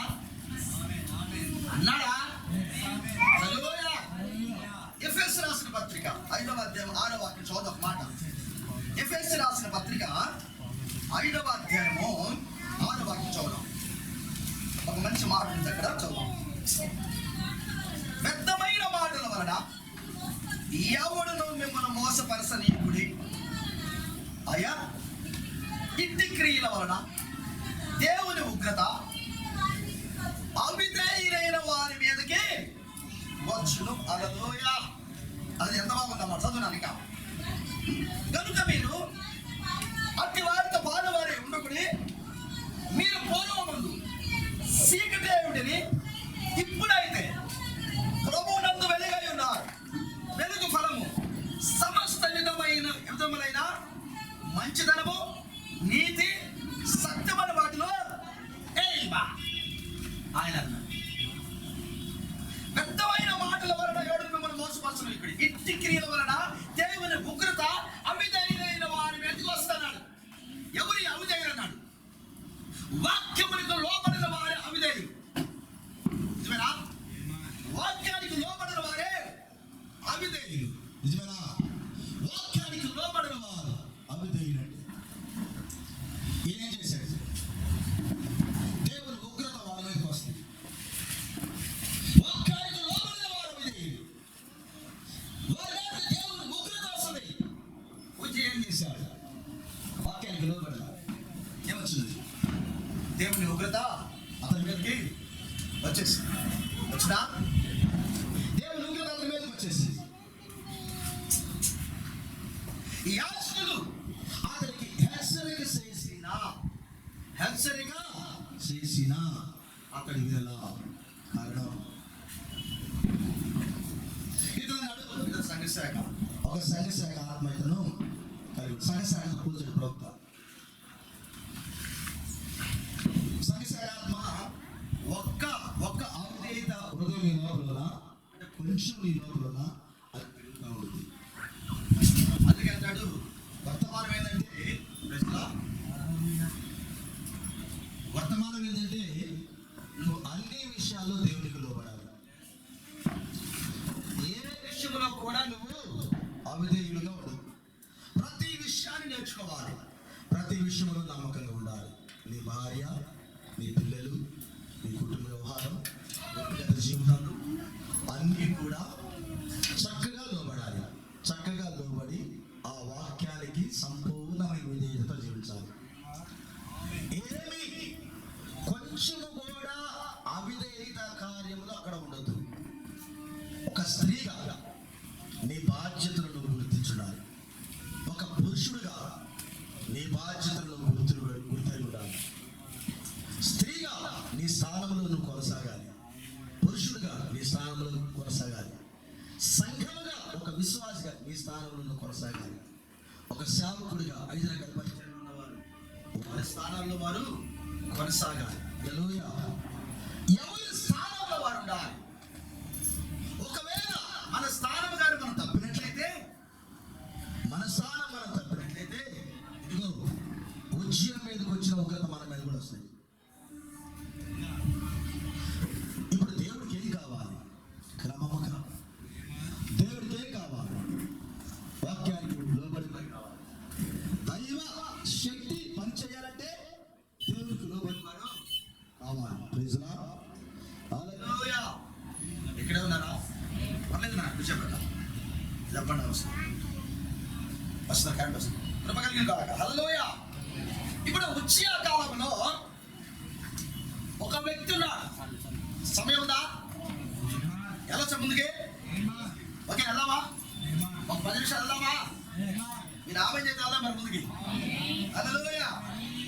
కృప కలిగిన కాక.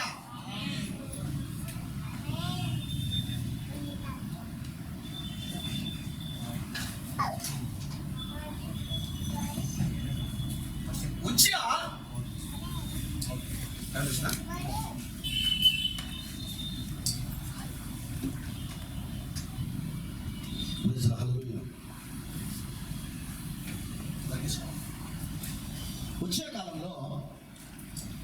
ఉజ్జియా కాలంలో ప్రవక్త అయిన యెషయా ఉన్నాడు. ఓకేనా? ఉజ్జియా కాలంలో ప్రవక్త అయిన యెషయా ఉన్నాడు. ఉజ్జియా ఆయన కుష్ఠరోగి పోయాడు. నొసటిన కుష్ఠు పుట్టింది. కుష్ఠరోగి అయ్యాడు. అది కూడా ఎక్కడ పుట్టిందంటే మందిరంలోనే పుట్టింది. నిజమేనా? ఎక్కడ పుట్టింది? చేసినందున అక్కడ కుష్టు పుట్టింది. తన పని కాని దాన్ని చేశాడు, కుష్టు పుట్టింది. అంతే కదా?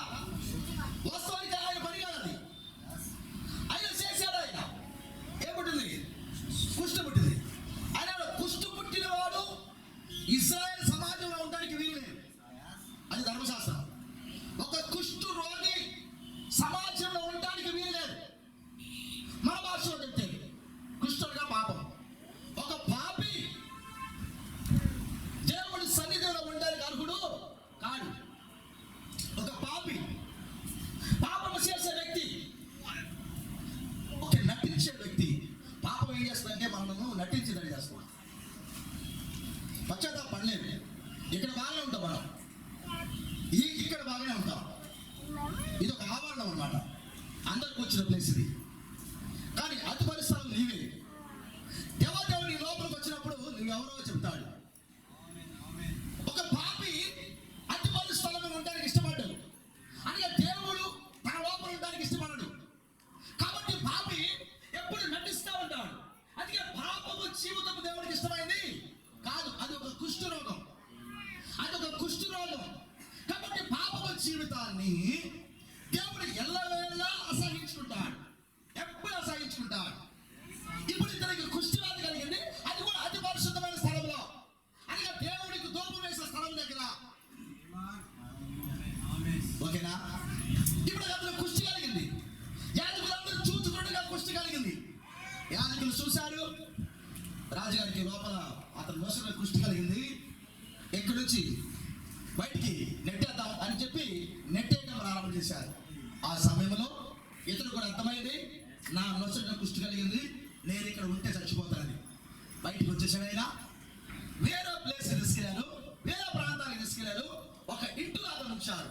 అతను రాజరికానికి తీసుకురా. మరెన్నడను రాజు గల, మరెన్నడను సింహాసనం కాడికి రాల, మరెన్నడను ఒక రాజుగా వచ్చి ఒక మాట కూడా మాట్లాడాలి.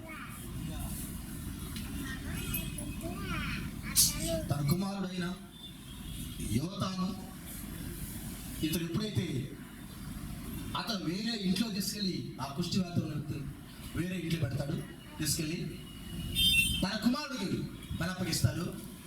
రాజరిక విషయాలు అతని కుమారుడు చూస్తూ ఉంటాడు. ఆ సమయంలో అతను మరలా సింహాసనం ఎదుగు రాకుండా అక్కడే ఉండిపోతాడు. ప్రోక్తున్నాడు, ఏ సంఘ శాఖ అయినా సంఘ శాఖగా మారిన తర్వాత మరలా వాక్యం దగ్గరికి వచ్చిన ఆనవాళ్ళు లేవు. ఏ కాలములో కూడా ఒక సంఘ శాఖ అయిన తర్వాత, ఒక సిద్ధాంతం సంఘ శాఖ అయిన తర్వాత మరలా అది జీవించినట్టు ఆనవాళ్ళు లేవు. దేవుడు ఆ వ్యక్తిని దర్శించినట్టు, దేవుడు ఆ సంఘాన్ని వాడుకున్నట్లుగా ఆనవాడు లేదు. జీవ వాక్యమును తీసుకొని రాగలిగిన శక్తి ఆ సంఘానికి లేదు. అక్కడ నుండి ఎత్తబడలేవు. ఎత్తబడతావా?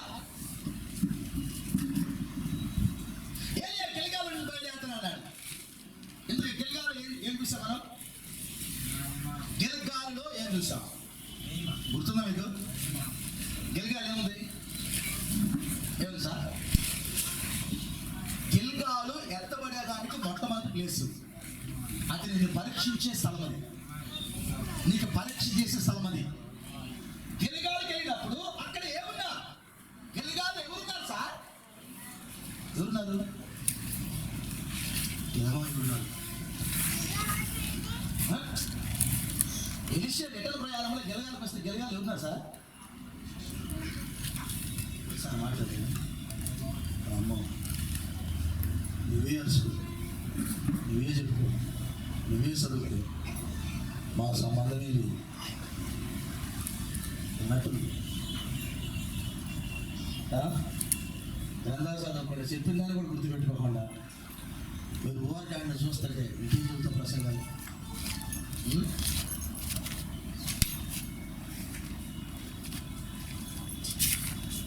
అధిపతి స్థానంలో నుండి వాక్యం బయటకు వస్తుంటే ఆ వాక్యం కొరకు ఎదురు చూస్తానికి ఇజ్రాయెల్ ప్రజలు గోడల పక్క ఉన్నారని వాక్యం చూపితే గోడల పక్క గాస్పెల్ ఒక స్వరం బయటకు వస్తుంది. ఆ స్వరం మాకు కావాలని గోడల పక్క కూర్చోంటే ఈ రోజున అంత గొప్ప వాక్యం బయటకు వస్తే మనం ఎంత కాసుకొని ఉండాలి, ఎంత పట్టడానికి ఎంత రెడీ అవ్వాలి, పాపాలు వదిలిపెట్టడానికి ఎంత రెడీ అవ్వాలి.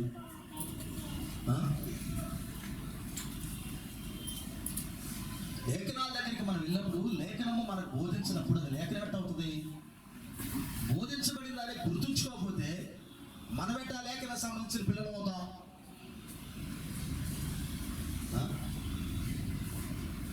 ఇప్పుడు ఎంత పాటు ప్రాసెస్లో ఉన్నాం. ఇప్పుడు మనం ఉద్యోగ కాలంలో లేవు, అది మాదిరి చరిత్రది. అక్కడికి వెళ్ళి చూస్తున్నాం ఏం జరిగిందో, కానీ వాస్తవానికి మనం లైవ్లో ఉన్నాం.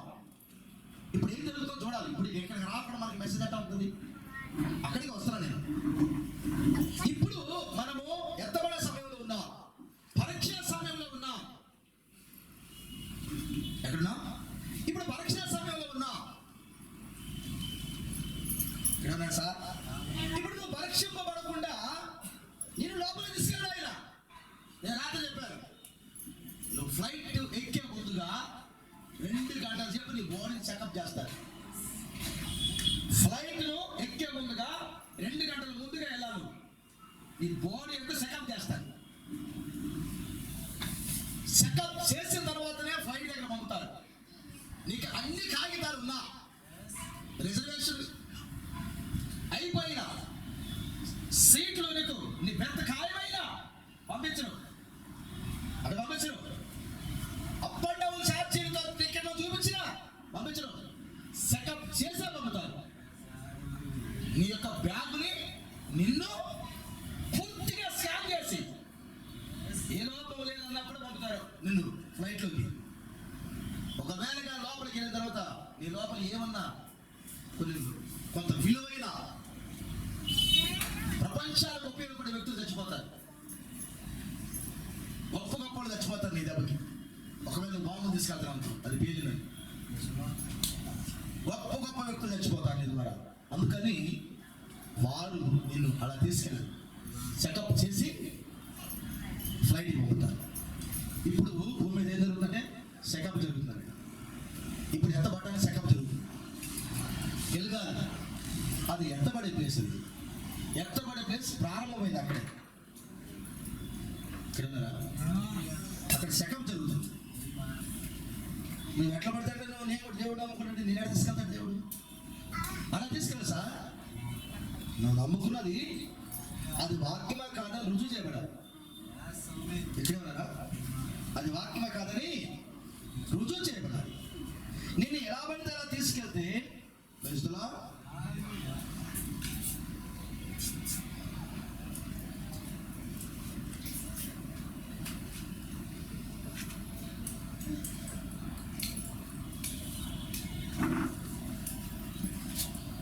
కృపకలుగును గాక.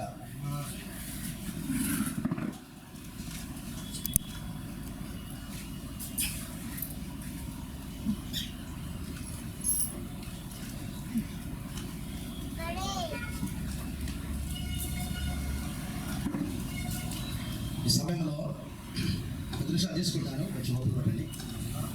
కానీ ఇది ఇంపార్టెంట్, అది ఇది చాలా ఇంపార్టెంట్. ప్రాప్తి చెప్పిన మాట అది మనకి. వాస్తవానికి ఒక మాట చెప్పేస్తున్నాను. గిల్గాల్ దగ్గర ఏం జరిగిందంటే ఒక గలిబిలి కలిగిన ఆత్మ ఉంది అక్కడ. గిల్గాల్లో తన గుణం మెరగక కుండలో తీసుకొచ్చి కూరాకు వేసిన ప్రవక్త శిష్యుడు అక్కడ. గిల్గాల్లో ప్రవక్తల శిష్యుడికి వంట చేసి పెట్టడానికి వంట చేస్తుంటే కూరాకులు కొన్ని తీసుకొచ్చి వాళ్ళు గుణమెరగక కూరాకులు తీసుకొచ్చి కూరలు వేస్తారు. ఉడికిన తర్వాత వడ్డేస్తుంటే సేల్ అయిపోద్ది, విషయం ఉండేది. ప్రవక్త దగ్గరికి వస్తే కొండల విషయం ఉన్న దైవ సేవకుడు అంటే అప్పుడు చెబుతాడు, ఎవరు ఈ కూర తయారు చేసినట్టే ప్రవక్త శిష్యులు, పనివారు. అక్కడున్న పనివారు ఎలా ఉన్నారంటే గుణము తెలియని వారు. ఇప్పుడు భూలోకంలో ఉన్న సంఘ శాఖలకి గుణము తెలియదు. సంఘాలకి చర్చిలే తద్వారా గుణమెరగక ఈ వాక్యం ఏంటి, దీని అర్థం ఏంటి, ఎవరు సిద్ధపరచడానికి ఇది వాక్యములు ఇప్పుడు ఎక్కడున్నా అదేమి తెలియకుండా ఏదో ఒక వాక్యములే మంచి చెప్పాయి వాక్యం నువ్వు. ఈరోజు ఏమైనా తెలిసినా ఉద్యోగం చేస్తున్నాడు సావుకుడయ్యాడు, సావు బ్రదర్ ఉద్యోగం చేసిన చావు కదా, ఉద్యోగం చేసిన చావు కదా, ఉద్యోగం ఎందుకు కుష్టి వచ్చింది, ఈ రోజు ఆడతలేని ఉద్యోగం చేస్తుంటే సాగు సంగతి ఏంటి, నేను నిన్నెట్టు పిలుస్తాను రా నాయన, నిన్నెట్టు పిలుస్తాడు, వాక్యం గురించి మాట్లాడు తమ్ముడు అనేవాడివి, మగతనం అనేవాడు నిన్నెట్టు పిలుస్తాడు, వాక్యం మాట్లాడంటే తమ్ముడు ఉండాలి, రాజు కలే చెప్పేటట్టు ఉండాలి, వాక్యం తెలిస్తేనే చెబుతావు నాటి నువ్వు, లేకపోతే నువ్వు చెప్పలేవు. నువ్వు 100 సంవత్సరాలు రాజకీయం చేసే రాజు అయినా ఐ డోంట్ కేర్ అన్నాడు వాడు, మేము లెక్క చేయం, బయటికి వెళ్ళా బయటికి ఎదిరించారట. ఏది నువ్వు నేను ఉద్యోగం చేస్తాను, నన్ను సేవ చేయమన్నాడు, నువ్వు చర్చి కట్టాను, 2 చర్చిలు కట్టి ఏం చెబుతున్నావు, గుణమెరగగా భోజనం పెడతావు, చచ్చిపోతారు అంతా.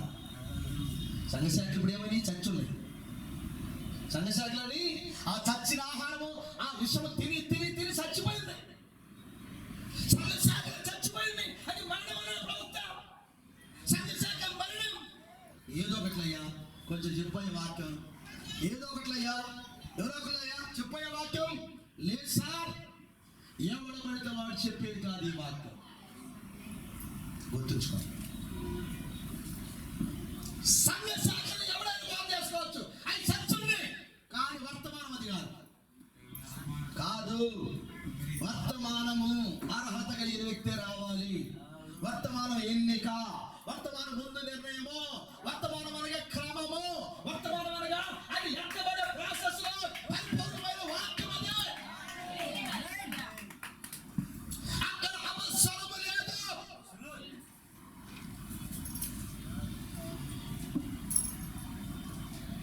గిల్గాల దగ్గర మన ఎత్తబడి స్టార్ట్ అవుతుంది.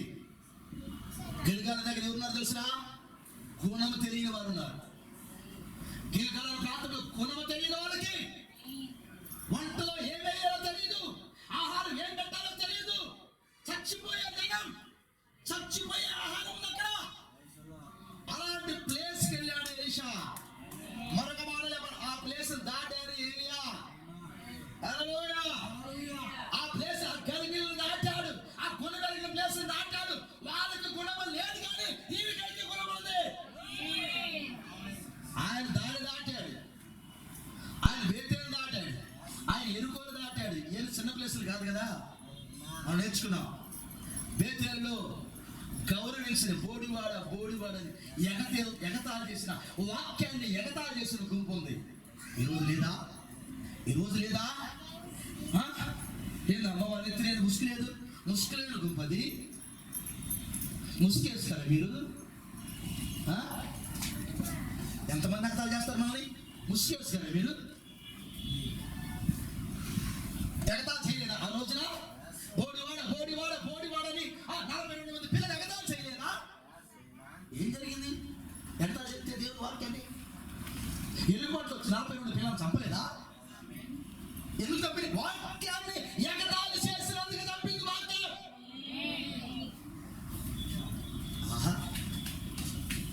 మనం ఎన్నుకోగలిగిందా? ఎన్నుకోలేముంది?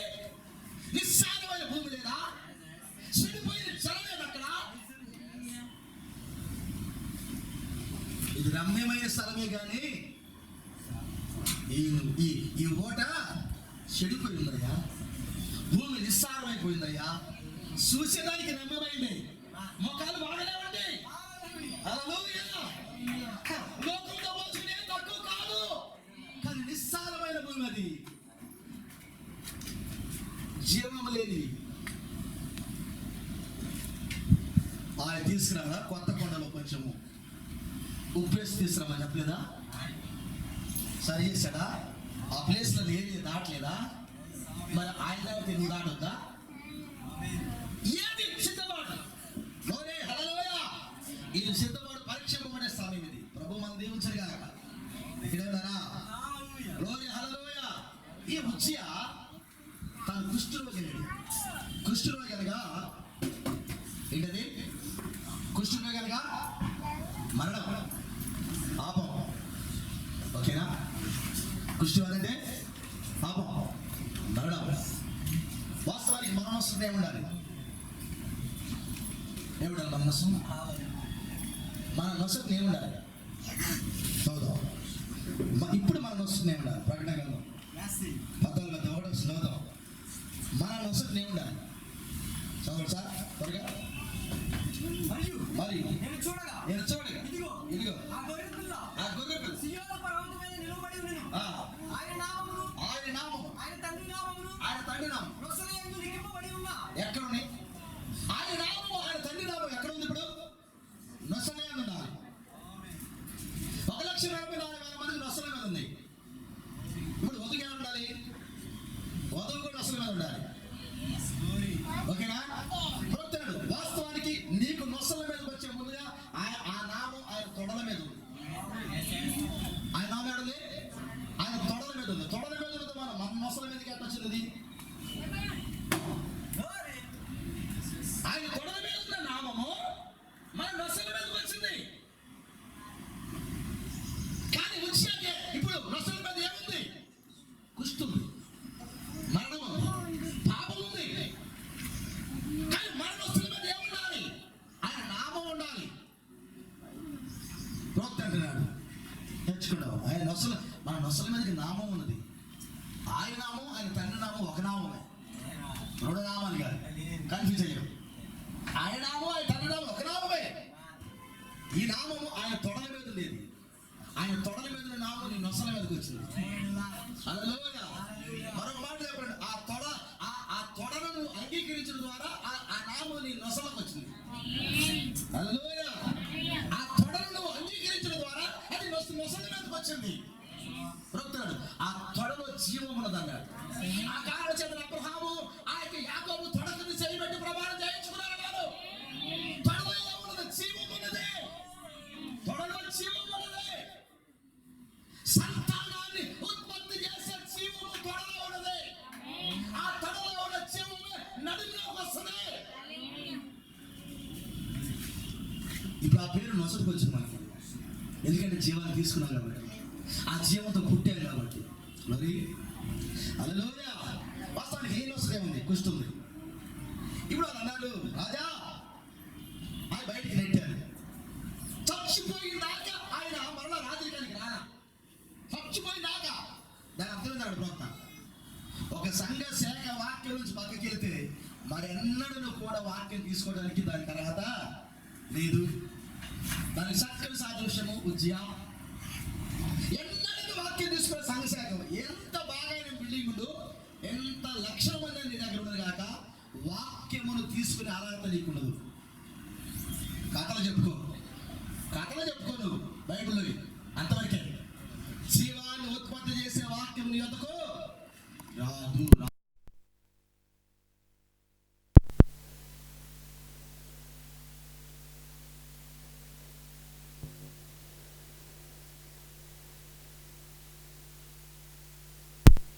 ఆయన పేరు యెషయా. ఏం పేరు? యెషయానా? గుర్తుందా? ప్రైజ్ హల్లెలూయా! ఆయన పేరు యెషయానా?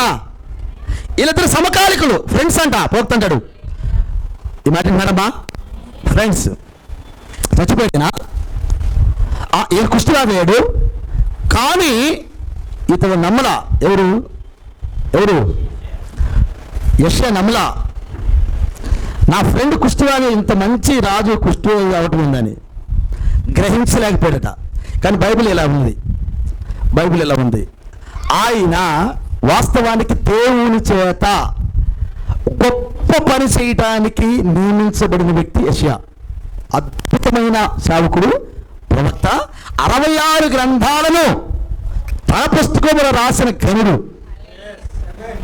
66 పుస్తకాలను తన పుస్తకంలో రాసిన ఘనుడు. యేసుక్రీస్తు యొక్క జననము, మరణము, పునరుద్ధానాల గురించిన చక్కని విషయాలు రాసిన అద్భుతమైన వ్యక్తి యెషయా. చిన్నవి కాదు, అన్ని రాశాడు ఆయన. యేసు ప్రభువారు చేసే ప్రతి పని గురించి రాశాడు ఆయన. అంత అద్భుతమైన వ్యక్తి యెషయా. కానీ ఆ గొప్ప ప్రవక్త మీద ఈ రాజు ప్రభావం పడిది. కొన్ని సంవత్సరాలు అతనికి ఏం అర్థం కాల. ఇప్పుడు చదువుదాం యెషయా గ్రంథం 6వ అధ్యాయం 1వ వచనం చదువుదాం. యెషయా 6వ చదువుదాం, చదవండి పెద్దగా. యెషయా 6వ చదువుదాం. రాజైన ఉజ్జియా మృతులొందిన సంవత్సరమున అత్యున్నతమైన సింహాసనమందు ప్రభువు ఆసీనుడై ఉండగా. ఇక్కడ అవుదాం. యెషయా గారికి దర్శనం కలిగింది అప్పుడు. రాజైన ఉజ్జియా చచ్చిపోయిన తర్వాత ఆయన బ్రతుకున్నంత కాలం ఈయనకి దర్శనం లేదు. అయ్యా ఎవరు? భయంకరమైన రౌద్రం కలిగిన, కోపం కలిగిన వ్యక్తి.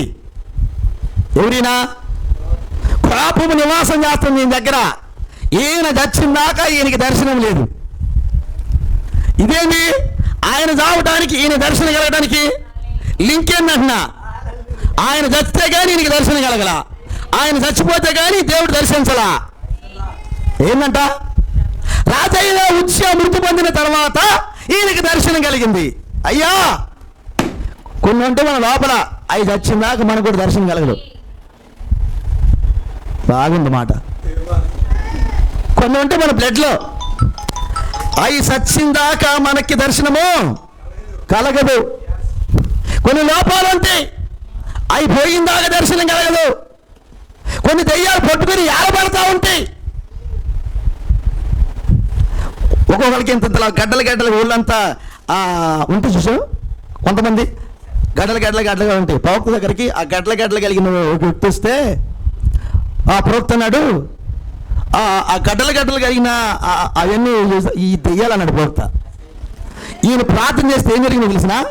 ఒక వ్యక్తికి ఈ గడ్డలోని రాళ్ళు కింద దొల్లిపోతా ఉన్నాయి. ఈ గడ్డలని రాలి దొల్లి కింద దొల్లిపోతా ఉంది పడి.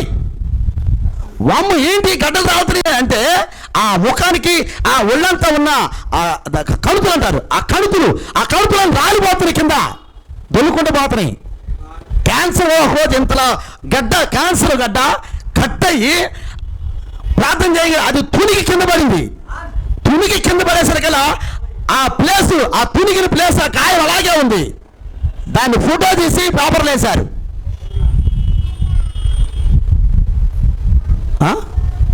ప్రవక్త ప్రార్థన ముందు అయ్యేం ఆగల.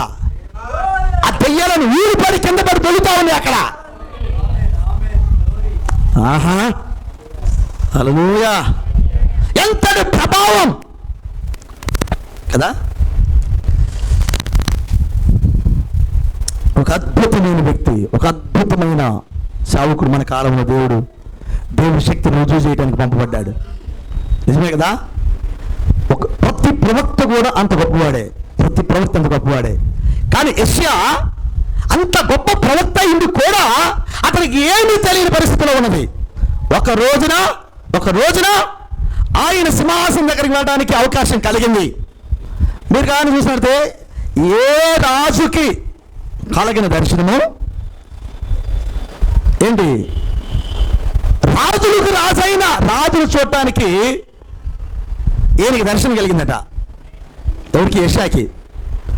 అంటే ఆ కాలంలో ఎవ్వరూ కూడా ఆయన సింహాసనం దగ్గరికి తీసుకొని పోబడిన వారు అరుదు. కానీ యెషయా ఒక్కడు వెళ్ళిందంట. ఆ టైంలో ఉన్నారు కానీ ఆ టైంలో లేరు. కానీ యెషయా మాత్రమే సింహాసనం దగ్గరికి కొనిపోయాడు. అది ఎప్పుడు? ఉజ్జియా చచ్చిపోయిన తర్వాత. అయ్యా కొన్ని మన లోపల ఉండగా దేవుడు మనం దర్శించాడు. చిన్న అనుకున్నామేంది? అసూయ చిన్నదయమా? కోపము చిన్నదయమా? అక్కడ ఉన్న లిస్టు ఆ పత్రికలు రాసి పెట్టాడు మన దగ్గర. లోపల ఏమైంది? ఎన్ని పెద్ద దెయ్యాలు. అర్థం కదా? నరహత్యలు, వ్యభిచారాలు, ఈయన చిన్న దెయ్యాలా? చిన్న దెయ్యాలా? ఏంది వ్యభిచారపు ఆత్మ చిన్న దెయ్యమా?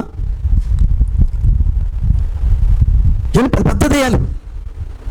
అవన్నీ మనం పట్టి ఉన్నప్పుడు ప్రభు మనం దర్శించలేడు, ప్రభు మనల్ని వాడుకోలేడు, మనసు మనతో మాట్లాడలేడు. అవన్నీ పట్టుకుని ఉంటాయి, ఏలబడి ఉంటాయి మన దగ్గర. ఓపెన్ అవ్వాలి, ప్రభువుని కలిసిపోవడానికి ఓపెన్ అవ్వాలి. ఇప్పుడు దాకా ఆ ఉజ్జియా ప్రభావం యెషయా మీద పడి, నా ఫ్రెండ్ అతను చచ్చిపోవటం, అతను కుష్టి రావటం ఏంది, అతను కుష్టి రావటం ఏంది. మనం అంటూ ఉంటాం, చాలా భక్తుడైనా ఆయనకి ఎందుకు జరిగిందట? ఆయనకి ఎంత భక్తుడైనా, ఎంత మంచోడైనా వాక్యానికి వ్యతిరేకంగా ఉంటే వాక్యం చేయి వదిలిపెట్టింది. ఉజ్జియా పరిస్థితి అదే. 52 సంవత్సరాలు రాజైనా ఒక చిన్న విషయం తన జీవితాన్ని టర్నింగ్, కుష్ఠవ్యాధికి వెళ్ళిపోయాడు. ఆ ప్రభావం విషయం మీద పడ్డప్పుడు యెషయాకి అర్థం కాలేదంట. కొన్ని సంవత్సరాలు అతను చచ్చిపోయిందాక ఇతనికి అర్థం కాలేదట. ధైర్యమాల ఉన్నాడు, దైవ ప్రత్యక్షత లేదు. అతను పుట్టింది ఒక ప్రవక్తగా, ప్రవక్త పని చేయటం లేదు, సువార్త పని లేదు. అతను పుట్టింది ఒక ప్రవక్త. మర్చిపోయాడు సంగతి. అతను చచ్చిపోయిన తర్వాత, ఉజ్జియా చచ్చిపోయిన తర్వాత సింహాసనం దగ్గరికి వెళ్తాడు. ఆయన సింహాసనం దగ్గరికి వెళ్ళగానే అక్కడికి ఆయన చూపుతుంది, అక్కడికి ఆయనకు చూపించబడింది ఏంటంటే, నీ పెదవులు అపవిత్రంతో ఉన్నాయి, అపవిత్రమైన పదాలతో నువ్వు ఉన్నావు. ఈ అపవిత్రమైన పదాలను నేను వాడుకోలేను, కాబట్టి ఈ అపవిత్రమైన పదాలను సరిచేయాలి, అందుకే ఇక్కడ తీసుకొచ్చాను నేను అని చక్కని ఆరాధన చూపించి, ముందు చక్కని ఆరాధన. ఆ శరాపులు 6 రెక్కలతో ఎగురుతూ, 2 రెక్కలతో ఎగురుతూ, 2 రెక్కలతో ముఖాన్ని కప్పుకొని, 2 రెక్కలతో కాళ్ళు కప్పుకొని ఆయన్ని ఆరాధన చేసే క్రమాన్ని, ఆ శరాపులు చేసే ఆరాధనని యెషయాకు చూపించాడా? చూపించి అప్పుడు ఆయనకు అర్థమైంది, అమ్మో ఏం ఆరాధన ఇది. తన జీవితంలో ఎన్నడని చూడని ఆరాధన, ఒక తగ్గింపు జీవితాన్ని ముఖాలు కప్పుకుని ప్రవక్త అన్నాడు, కనీసం ప్రభువుకి వెళ్ళి చూడకుండా ముఖం కప్పుకొని ఆరాధన చేస్తున్నాయి. సంపూర్ణమైన విధేయత, సంపూర్ణమైన తగ్గింపు. కనీసం ముఖం చూడటానికి వెళ్ళలేదు, ఆయన్ని చూడకూడని ముఖం కప్పుకొని పరిశుద్ధుడు పరిశుద్ధుడు పరిశుద్ధుడిని ఆరాధన చేస్తున్నారు. ఆ ప్లేస్కి వెళ్ళగానే ఈయనకి మొట్టమొదటిసారిగా ఆయన నుంచి బయటకు వచ్చింది ఏంటంటే, తనలోని పాపం బయటకు వచ్చింది. నా పదాలు అర్హత కలిగిన పదాలు కావు. వెంటనే ఆయన సరిచేయబడ్డాడు. అగ్నితో తాకి సరిచేశాడు. సువార్త ఎంతో ఉంది, ఎంతో సువార్త చెప్పాల్సిన బాధ్యత ఉంది. సరిచేసిన తర్వాత అన్నాడు, ఎవరు సువార్త ప్రకటిస్తుంటే, ఆయన పెదాలన్నీ నేను వెళ్తానయ్యా. మరి ఇన్ని సంవత్సరాలు ఎందుకు అనలేదు? ఇన్ని సంవత్సరాలు ఎందుకు అనలేదు? ఇన్ని సంవత్సరాలు ఆ దర్శనం ఎందుకు కలగలేదు?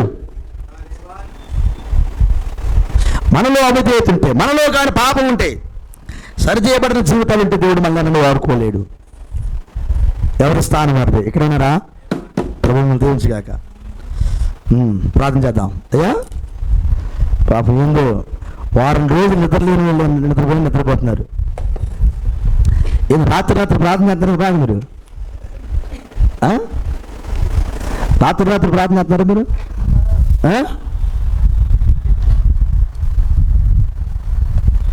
మంచిదిగా ప్రార్థన చేయటం, ప్రభువును దీవించగాక. అందరూ ఎటు చూసినా కానీ ఓట్లు తూగుతున్నారు, ఆపుతాను.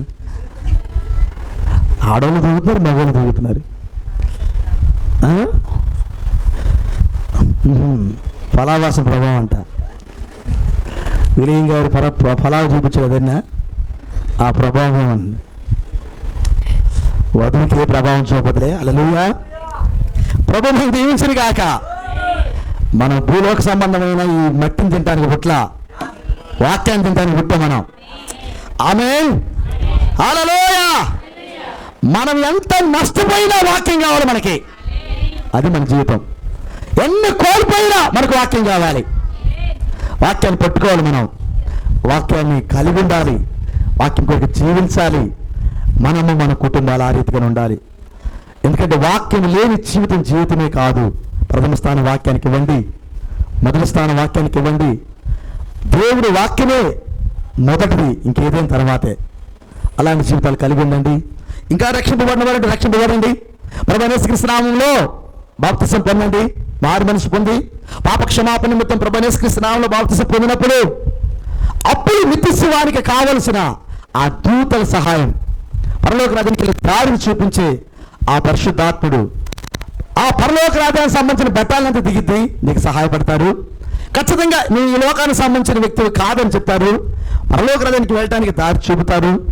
నువ్వు దేవుడి కొరకు ఒక అద్భుతమైన జీవితం జీవించవచ్చు. హల్లెలూయా. ఎక్కడే ఉన్నారా? మన పొల వరుస కత్తెర వేయబడి ఉన్నది. కత్తిరేశాడా? రాత్రి ఇది మేము ధ్యానించాం. మన పలు వరుస కత్తెర వేయబడింది. అవి జోడు పిల్లల కని తట్టుగా పోల్చబడింది. వాటి మధ్యలో ఒక్క గొడ్రాలు కూడా లేదు, ఫలించింది ఏది లేదు. ఒక ఫలభరితమైన జీవితం మన లోపల ఉంది. హల్లెలూయా. ఆ విధముగా ఉండేదానికి అరికాల నుంచి నన్నెత్తి వరకు అన్ని సరిచేస్తున్నాడు ఆయన. ఆయన కోరిక నువ్వు వాక్యాన్ని కనాలి. ఏం కనాలి? వాక్యాన్ని కనాలి. ఏమాన్. వాక్యాన్ని కనాలి.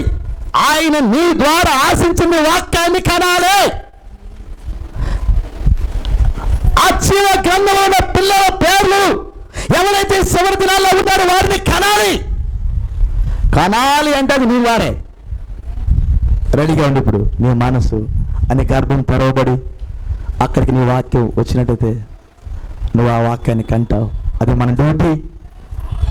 ఇతరులను జీవాన్ని అందించడానికి దేవుడు మనల్ని ఎన్నుకున్నాడు. ఒకవేళ కానీ ఆ జీవం నీకు రవి చేసి ఉంచితే, అది నీకు అర్థమైతే ఇప్పుడే నీ జీవితాన్ని పూర్తి దేవుడికి అప్పగించు. ఆ క్రీస్తుకు సజీవమైన సాక్షులుగా, ఆ క్రీస్తు బిడ్డలు కనబిడ్డలుగా ఉందాం. మనం కోపాన్ని వ్యతిరేక దేవుని వాక్యానికి వ్యతిరేక ప్రతిభను వదిలిపెడదాం. మన క్రమంలో మనం ఉందాం, మన స్థానంలో మనం ఉందాం. ప్రభు కొరకు జీవితం అలాంటి కృపలోడు మనకు దయచేయను గాక. తలవంచుతా ప్రార్థించేద్దాం. Praise Lord. హల్లెలూయా. అందరూ తలలు ఉంచుదాం. ఎంత అద్భుతమైన కృప, ఎంతో మధురమైన స్వరం, ఎంత అద్భుతమైన కృప, ఎంతో మధురమైన స్వరం. నా వంటి పాపిని ప్రేమించెను, నా వంటి నీచుని రక్షించెను. అందరి కళ్ళు మూసుకుందాం.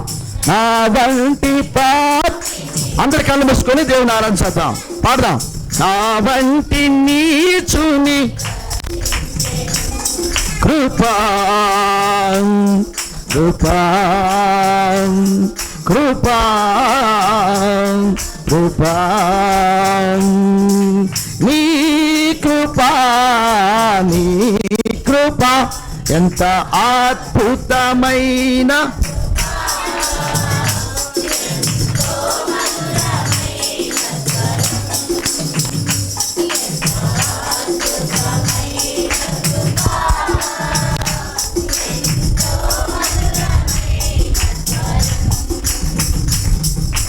నా హృదయమునకు భయమును నేర్పి కృప,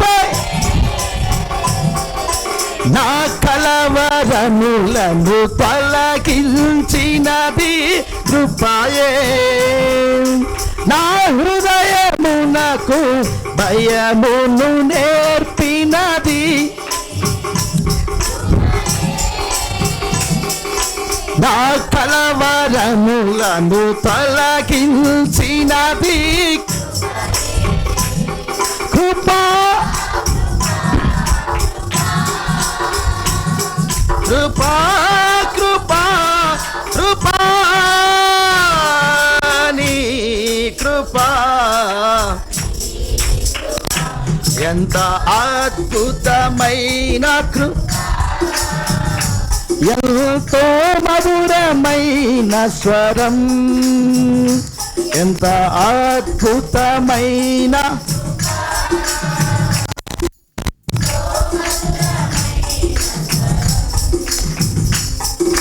నా వంటి పాపిని ప్రేమించెను, నా వంటి నీచుని రక్షించెను, నా వంటి పాపిని ప్రేమించెను, నా వంటి నీచుని రక్షించెను.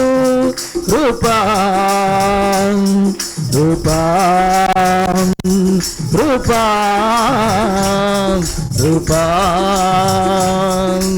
నీ కృపా నీ కృపా ఎంత అద్భుతమైన కృపా, ఎంతో మధురమైన స్వరం, ఎంత అద్భుతం